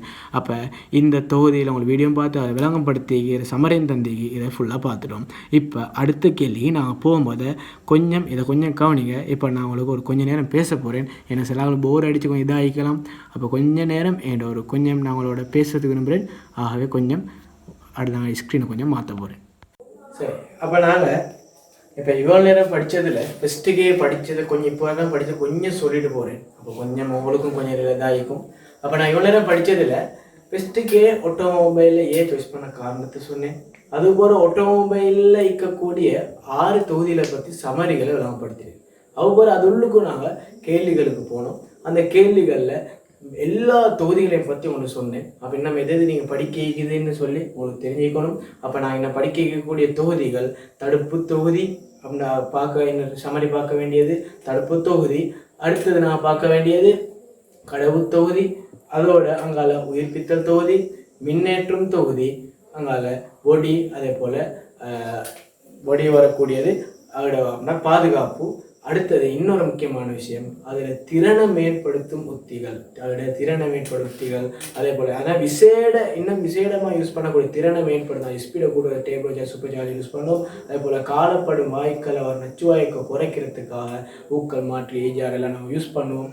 அப்போ இதெல்லாம் பற்றி கொஞ்சம் இன்னும் பார்க்கவே. அப்போ இதை பற்றின சமரியை நாங்கள் ஃபுல்லாக நான் எடுத்துகிட்டு வந்தேன். முழு ஆட்டோமொபைலும் கிளியர். ஆகவே நான் அவங்களுக்கு என்ன செய்ய போகிறேன்டா இப்போ நான் மீதியாக இருக்கக்கூடியதில் சமரியை எடுத்து தரப்போகிறேன். அப்போ கவனியை நான் அவருடைய சமரியை எடுக்க போகிறேன். சரி, இப்போ நாங்கள் அடுத்தது சம்மரியை நோட் பண்ண போகிறோம். அப்போ உங்களோட தாள் எடுங்க. நாங்கள் இதோட காட்டிலும் 6 தொகுதின்னு சம்மரியை நோட் பண்ணுறோம். இப்போ 7வது தொகுதிக்கு போக போகிறோம். இந்த 7லேருந்து வர அடுத்த அனைத்து தொகுதிகளும் வாகனத்திற்கு தேவையான வேறு தொகுதிகள் 3 நான் உடைச்சிக்கிறேன். 1 பேசிக் அடிப்படை தொகுதிகள், 2 என்ஜின் வலுவூடு கடத்தல். அதே போல் என்ஜினுக்கு தேவையான தொகுதிகள் 4 எரிபொருள் வழங்கல் தொகுதி, எரிபற்றல் தொகுதி, குளித்தல் தொகுதி, மசைடல் தொகுதி. அதே போல் வேறு தொகுதிகள்னு சொல்லி மற்ற எல்லா தொகுதியும் பார்க்க போகிறோம். அதில் முக்கியமான 2 தொகுதி வாகனத்திற்கு தேவையான 2 தொகுதிகள். 1 தடுப்பு தொகுதி, பிரேக்கிங் சிஸ்டம். அப்போ பிரேக்கிங் சிஸ்டத்தை பற்றி நாங்கள் பார்க்க போகிறோம். அப்போ பிரேக்கிங் சிஸ்டத்தை ஃபஸ்ட்டுக்கு தொழில். இப்போ எங்களுக்கு வாகனம் என்ஜின் சரி பவர் வருது, ரோடு வரக்காலும் போகுது, வாகனத்தில் என்ஜினை ஒழுங்காக நாங்கள் செயற்படுத்த வைக்கிறோம் போகிறத. இப்போ வாகனத்தை போயிட்டு கொண்டே போல வாகனத்தை நிப்பாட்ட தெரியணும். அப்போ தொழில் என்னது, வாகனம் சென்று கொண்டிருக்க போல அவருடைய வேகத்தை கட்டுப்படுத்துறதுக்கு, அதே போல தேவையான போது நிறுத்தி பாதுகாப்பாக நிறுத்தி கொள்றதுக்கு, நிறுத்தப்பட்டவங்களை முன்பின் அசையாமல் பேசுறதுக்கு தேவைப்படாத தொழில் பாடமாய்க்கணும். அதே போல வகைகளில் மெயினானது திரவ தடுப்பு, வலுத்துணை தடுப்பு, அதே போல நடுவல் எதிர்ப்பு, ஏபிஎஸ். இதெல்லாம் முக்கியமாக இன்னமே இது முக்கியமானது தெரிஞ்சுக்கணும். அப்போ தடுப்புல 2 ட்ரம் பிரேக், டிஸ்க் பிரேக். அப்போ நீங்கள் குடத்தடுப்பு, தட்டு தடுப்பு, இது 2ஐயும் பற்றி தெரிஞ்சுக்கணும். 2 வேறுபாடு தெரிஞ்சுக்கணும். வலுத்துணை தடுப்பை பற்றி நீங்கள் ஃபுல்லாக படம் வரைஞ்சி வழங்கணும். அதே போல் நடுவல் எதிர்ப்பு 2018 வந்த பாஸ் 2015 முதல் பேப்பர் நினைக்குது. ஏபிஎஸ் சிஸ்டத்தில் அனுகூலங்களும் தெரிஞ்சுக்கணும். அப்போ இதை தான் வகைகள். அதே போல் இந்த ஒவ்வொன்றுடையும் பாகங்கள், ட்ரம் உள்ளுக்கு வர பாகங்கள், எங்கே பெஸ்ட்டுக்கு எங்கேருந்து போகுது, எப்படி இங்கே வரக்கூடிய சிலிண்டர், ஆயில் சிலிண்டர், அதே போல் இங்கே வர தலைமை உள்ளி, அதில் வாரதெல்லாம் போகக்கூடிய அந்த பாதைகள், இதில் வரக்கூடிய ஒவ்வொரு பாகங்கள்லையுமே தொழில்கள் தெரிஞ்சுக்கணும். அதே போல் இந்த ட்ரம்லேக்கு அனுகூலமே வளர்த்து அனுகூலம், ஒவ்வொரு அனுகூலம் தெரிஞ்சுக்கணும். அதே போல் இந்த தடுப்பு தொழில் குறைபாடுகளும் தெரிஞ்சுக்கணும். அப்போ இதுதான் சம்மரி. இதை மைண்டெல்லாம் வச்சுக்கொள்றது. நீங்கள் அடுத்தது 7ஆம் நம்பர் சம்மரி நோட் பண்ணுங்கள். இப்போ 8ஆம் இப்போ செலுத்தல் அல்லது கடவு தொகுதியில் சம்மரி நோட் பண்ண போகிறோம். அது கீழே நோட் பண்ணிக்கோங்க. செலுத்தல் முக்கியமான ஒரு தொகுதி. அப்போ இதில் ஃபஸ்ட்டு எதாவது தொழில். இப்போ பிரேக்கே அடிக்க தெரியும், ஆனால் போகிற வாகனத்தை அங்கிட்டு திருப்பம் தெரியணும், திசையை மாட்ட தெரியணும். அப்போ செலுத்தல் தொழில் முக்கியமாக தொழில் என்னது, வாகனத்தின் திசையை நாங்கள் ஏற்கனவே நாங்கள் பார்த்தாச்சு. நான் ஒன்றாவது உங்களுக்கு கீழே செஞ்சு காட்டினேன். என்னது ஃபுல்லாக ஒவ்வொரு தொகுதியிலே தொழில்கள். அப்போ பிரேக்கிங் சிஸ்டம் தொழில்களையும் பார்த்தோம். அதே போல் இதில் தொழில்களையும் பார்க்குறோம். அதே போல் வகைகள். இதில் வகைகள் 2 வகையான ரெக்கன் ட்ரெயின் யூஸ் பண்ணுறதுக்கு, அதே போல் பொறிமுறை பெட்டி யூஸ் பண்ணுறது மீக்கி 2 வகையான ஸ்டேரிங் இருக்குது. அதே போல் ஒவ்வொரு பாகங்கள் தெரிஞ்சுக்கணும், ஒவ்வொரு பாகங்களும் தொழில்களும். அதே போல் இதில் வர மெயினான விஷயம் அகர்மன் கோட்பாடு. ஒரு வலை கொண்டுள்ள போக்குல வாகனம் முன்னுக்கு இயக்கக்கூடிய சில்லுகளில் என்னது மத்தியிலிருந்து நீட்டப்பட்ட செங்குத்தாக நீட்டப்பட்ட கோடும், பின்னுக்கு கூடிய 2 அச்சரையும் நீட்டப்பட்ட கோடு சந்தி ஒரு புள்ளியை சுற்றிட்டு அந்த வாகனத்து வளைவில் திரும்பணும். அது அகர்மன் கோட்பாடுங்கும். அந்த அகர்மன் கோட்பாடுக்கு போகிறோம் இஸ்டேனஸ் சொல்லி கூட நாங்கள் கேத்திர கணிதங்கள் நிறைய. அப்போ அது உங்களுக்கு தெரியும் என்னது, கேத்திர கணிதங்கள் நிறைய வருது. கேத்திர கணிதங்களுக்கு வார விற்றாய்வு கோணம், காட்சில்லு கோணம், இராச ஊசி கோணம், அதே போல் உட்தலைவிருத்தல், எழுத்தறிவித்தல், இதெல்லாம் வாரது என்னது கடவு அல்லது செலுத்தல் கேத்திர கணிதம். இது ஒவ்வொன்றுக்கும் படம் வரைய தெரியணும். அதில் பயன் தெரியும், அனுகூலங்கள். ஒவ்வொரு கேத்திர கணிதத்துக்கும் ஒவ்வொரு பயணிக்கு அனுகூலம் நீக்கி, அதே போல் அதை விளக்கப்படுது தெரியணும். அவருடைய பாகை எவ்வளோ பாய் நாங்கள் கோணத்தை வைப்போம், அது மாதிரி பாகை தெரியணும். அதே போல் எது மறை எது நேர் தெரிஞ்சுக்கணும். அது மாதிரி ஒவ்வொரு படத்தை வழங்கி விளங்கப்படுத்துறதுக்கு பாசங்கள் வருது. அதே போல் இந்த தொகுதியில் இருக்கக்கூடிய குறைபாடுகள், இந்த குறைபாடுகளை பற்றி தெரிஞ்சுக்கணும். அப்போ முக்கியமான 2 தொகுதி தடுப்பு தொகுதி, அதே போல் சொல்கிறேன். நான் உங்களுக்கு இது செய்கிற வேலை நீங்கள் எனக்கு ஒரு கேள்வி கொஞ்சம் தான் செய்யறாரு, இவ்வளோ என்னத்தை நோட் பண்ணுறோம்னு. இது வந்து ஒட்டோமொபைலில் சமரியை நோட் பண்ணி உங்களோட மைண்டை அப்படியே ஃபிக்ஸ் பண்ணுறேன். ஃபுல்லாக என்ஜின் தொகுதியிலேருந்து இப்போ அப்படியே செலுத்தல் தொகுதி வரைக்கும் ஃபுல்லாக பார்த்துடும். அப்போ பாருங்கள் எவ்வளோ சமரியாக மைண்டை ரிவைஸ் பண்ணுறேன் உங்களுக்கு ஃபுல்லாக. இப்போ மீதிக்கிற தொகுதிகளை நான் பார்க்கும் போது கொஞ்சம் நேரம் உங்களோட பேசிட்டு போகிறேன். ஏன்னா இன்னும் தொகுதி இருக்குது, அதை பார்க்குறதுக்கு ஃபுல்லாக கற்றுட்டே தான் இருக்கிறேன். உங்களுக்கு விளங்கிக்கோங்க நல்லா. எவ்வளோ நாங்கள் டைம் எல்லாம் ஒதுக்கி இப்போ மிச்ச நேரம் டைம் ஆகிட்டு இந்த வீடியோ எடுக்கிறதுக்கு. அப்போ ஏன் சொல்ல காரணம்டா, இவ்வளோ நாங்கள் ஏன் கஷ்டப்பட்டு உங்களை செய்ய காரணம்டா, இதுக்கு கஷ்டமான ஒரு இந்த யூனிட் வந்து கஷ்டமான நிறைய பேர் விலகி கொள்கிறாங்கல்ல, நிறைய எப்படி எக்ஸாம்ஸ் எல்லாம் போல நான் ஃபஸ்ட்டுக்கு சொன்ன மாதிரி இதெல்லாம் லேசி நல்லா அதை விலகி போங்க. ஆட்டோமொபைல் இல்லை, எலக்ட்ரிக்கல் இல்லை, சிவில் இல்லை, எதுவுமே லேசி சின்ன விஷயம்தான். எந்த யூனிட் சரி, எங்களோட இந்த 3 யூனிட்டுமே லேஸ் ஆகிறது. அப்போ ஃபுல்லாக நீங்கள் உங்களோட இதை போடணும், உங்களோட ஹார்ட் ஒர்க்கை நீங்கள் போடணும். கஷ்டம் எப்போ பாரு கஷ்டம், படித்து கொடுக்கலாம் ஐயோன்ற மாதிரி ஒரு ஆசையோட ஒரு தேற்றத்தோடு படிக்கணும். இந்த யூனிட் வந்து ஒரு ஃபீல்டு, ஒரு ஆட்டோமொபைல் இன்ஜினியர் ஆகிடும், மெக்கானிக்கல் சைடில் போயிடும், வாகனங்கள் எல்லாம் கண்டுபிடிக்கிறது. அப்போ இந்த பக்கத்தை நீங்கள் ஒரு ஜஸ்ட் ஒரு பாடமாக்கி ஏலவலாக யோசிக்க வானம். சரியா, ஏலவலாக யோசிக்க வானம். இதை வந்து ஒரு ஜொப்பை எடுத்து படிங்க. இதை வந்து நாங்கள் வேறு ப்ரைவேட்டாக செய்கிறோன்னா எவ்வளோ லட்சம் செலவாகுது. எங்களுக்கு ஹெச்என்டிக்கு போகிறதுக்கே எங்களுக்கு 7 லட்சத்துக்கு மேலே போகுது. அப்போ அவ்வளோ முக்கியம். இப்போ நீங்கள் டெக்னிக்கல் காலேஜ்லாம் லெவல் 4 முடிக்கிறதுக்கு 1.5 வருஷம் 2 வருஷம், அங்கே லெவல் 5, 6 ட்ரைனிங்க்கு 6 மாதம் 1 ரூபா சம்பளம் இல்லாமல் போகிறோம். அவ்வளோ கஷ்டப்படும். நாங்கள் அப்போ எங்களுக்கு கேம்பஸ் போகணுன்னால லெவல் 7 வர காலம் போயிடும். இப்போ கேம்பஸ் போகாட்டியும் எங்களுக்கு யூனிவர்சிட்டி காலேஜ் இல்லாட்டியும் எங்களுக்கு யுனைடெக், அதே போல் டெக்னிக்கல் காலேஜுக்கு இது எல்லாத்தையும் ஆட்டோமொபைல் கோர்ஸ் இருக்குது. இது ஒரு பாடமாக யோசிக்காதீங்க. இது வந்து ஜஸ்ட் ஒரு பாடம் இல்லை, ஒரு தியரி இல்லை, ஒரு ஃபீல்டு, ஒரு இந்த காலத்துக்கு தேவையான ஒரு முக்கியமான விஷயம் வாகனம் சைடு. நிறைய ஸ்டூடெண்ட்ஸ் அந்த பக்கத்துக்கு ஆர்வம் வைக்கணும். நல்லா தேடுங்க, இந்த பக்கத்தை தேடி படிங்க. இப்போ ஐயோ எங்களுக்கு இது தெரியாதுன்னு சொல்லாமல் வீடியோஸ் எவ்வளவோ வீடியோ யூடியூப்பில் ஆட்டோமொபைலை பற்றி நீங்கள் பிரேக் இன்ஸ்டன்ட் அடித்து பார்த்தீங்கன்னா எவ்வளோ வீடியோ வரும். ட்ரம்முக்கு வேறு வீடியோ, டிஸ்க்கு வேறு வீடியோ, அதே மாதிரி ஸ்டேரிங் சிஸ்டத்துக்கு எவ்வளோ வீடியோ, இன்ஜினுக்கு எவ்வளோ, ஃபோர் ஸ்ட்ரோக் எப்படி நடக்குது, ஃபோர் ஸ்ட்ரோக் டீசல் எப்படி நடக்குது, எல்லாம் ஒவ்வொரு. அப்போ இங்கே வந்து இவ்வளோ இப்போ எங்களுக்கு இத்தனை ஆட்டோமொபைல் பாருங்கள். ஆட்டோமொபைலில் நீங்கள் பார்த்துப்பீங்க ஸ்டேரிங் சிஸ்டமாக இருக்காட்டும் எவ்வளோ நாளாக நீங்கள் இப்போ இதாகிப்பீங்க. அதை படித்தாலும் மைண்டை நிற்கதே இல்லை உங்களுக்கு.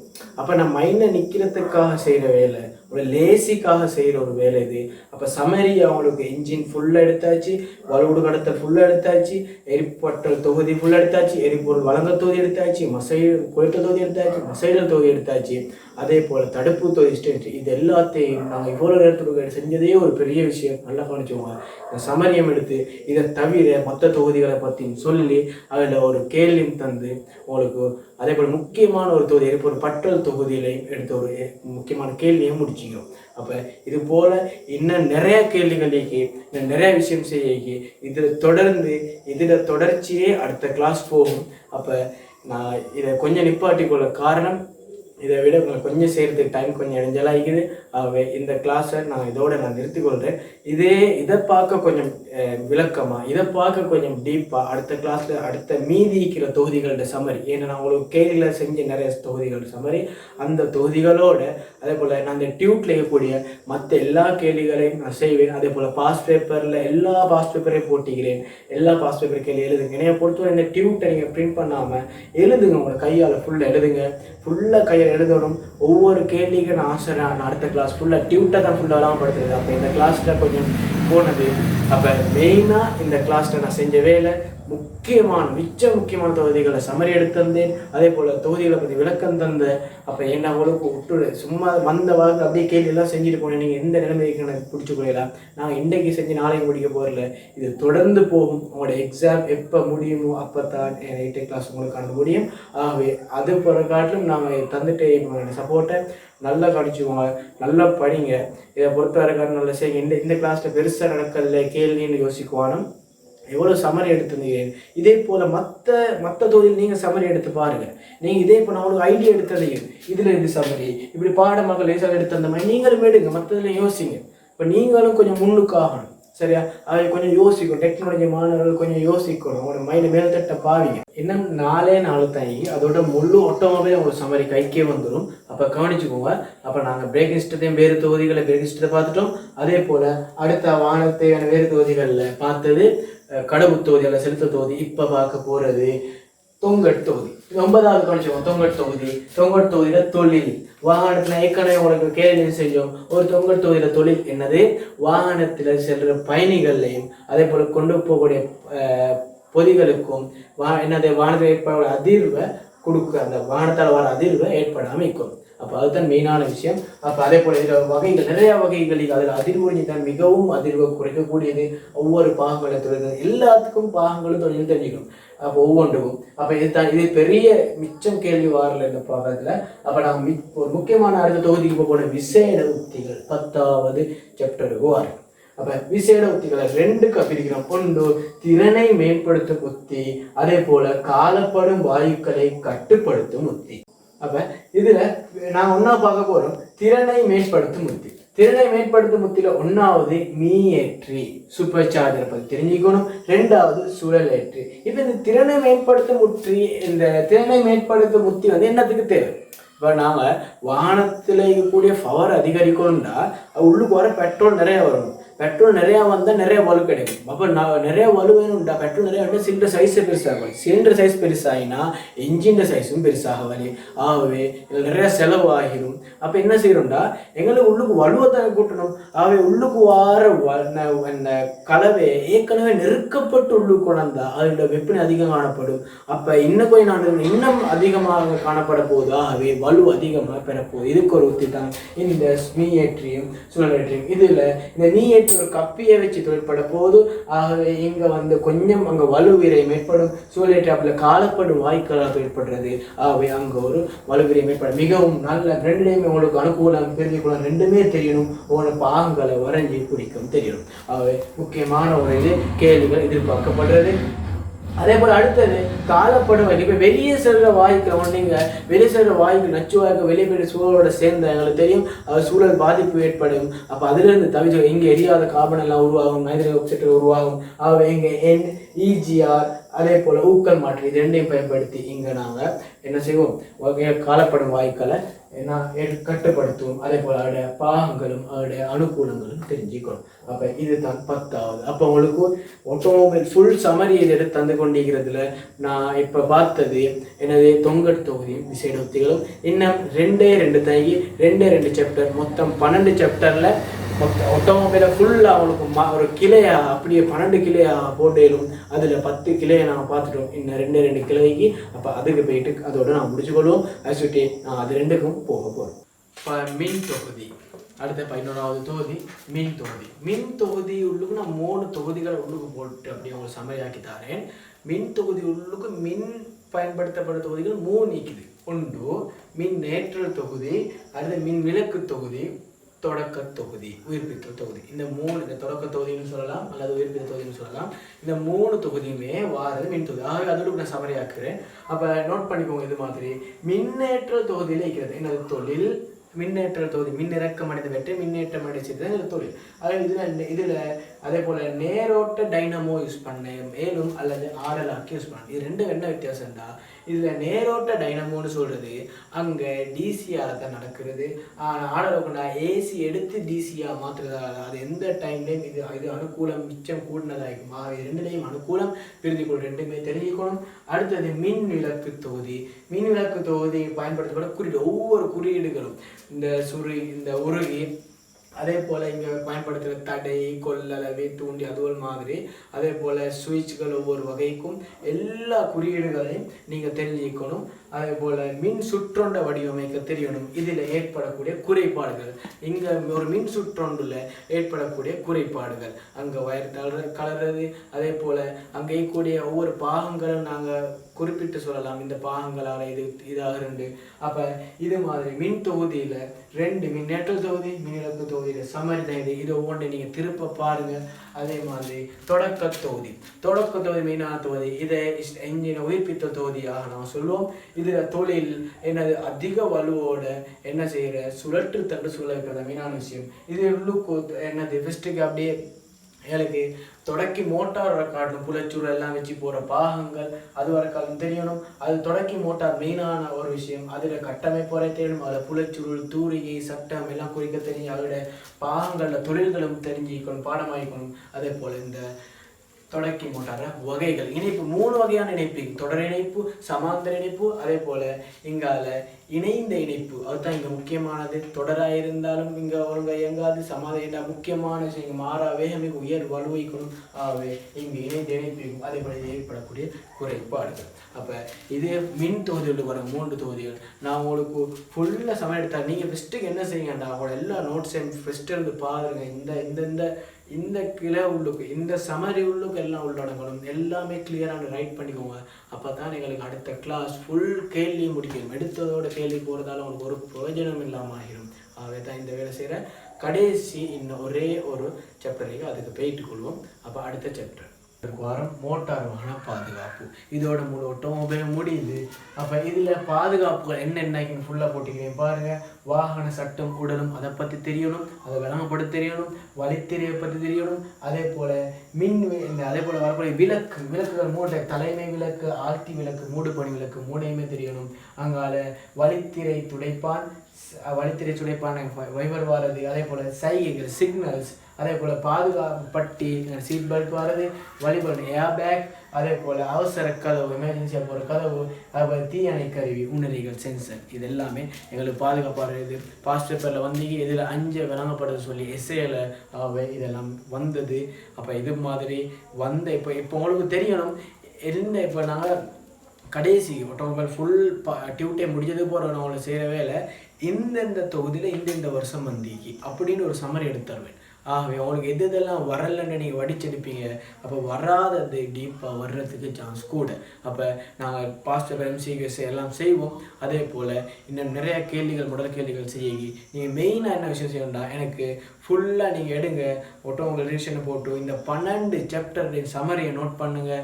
அப்புறமா கொஞ்சம் படிச்சுட்டு நீங்கள் அடுத்த கிளாஸ் நாங்கள் முழு கேள்விகளையும் செய்ய போகிறோம். அப்போ டியூட் உங்களுக்கு நல்லா கிளியராக விளங்கும். அதனால தான் நான் ஃபஸ்ட் கிளாஸில் டியூட்டை தொடங்கலை. நீங்கள் இன்னும் சில செஞ்சுப்பீங்க. சில கேள்விகள் உங்களுக்கு டவுட்டை இதில் மார்க் பண்ணி அடுத்த கிளாஸ் ஃபுல்லாக கிளியர் ஆகும். அப்போ இவ்வளோ செஞ்சுட்டு உங்களுக்கு இவ்வளோ தான் இந்த முக்கியமான கேள்விகள், இந்த கேள்விகள் எல்லாம் ஃபுல்லாக செஞ்சிட்டோம்.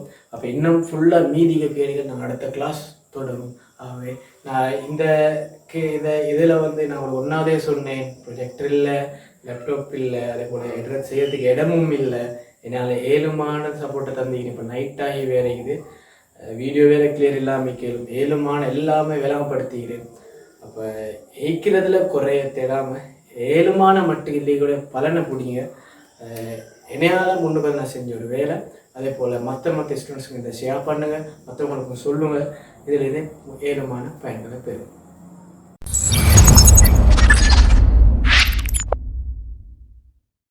உன்னால் முடியாதுன்னு யாராவது சொன்னா நீ நம்ப வேண்டியது அவங்கள இல்லை.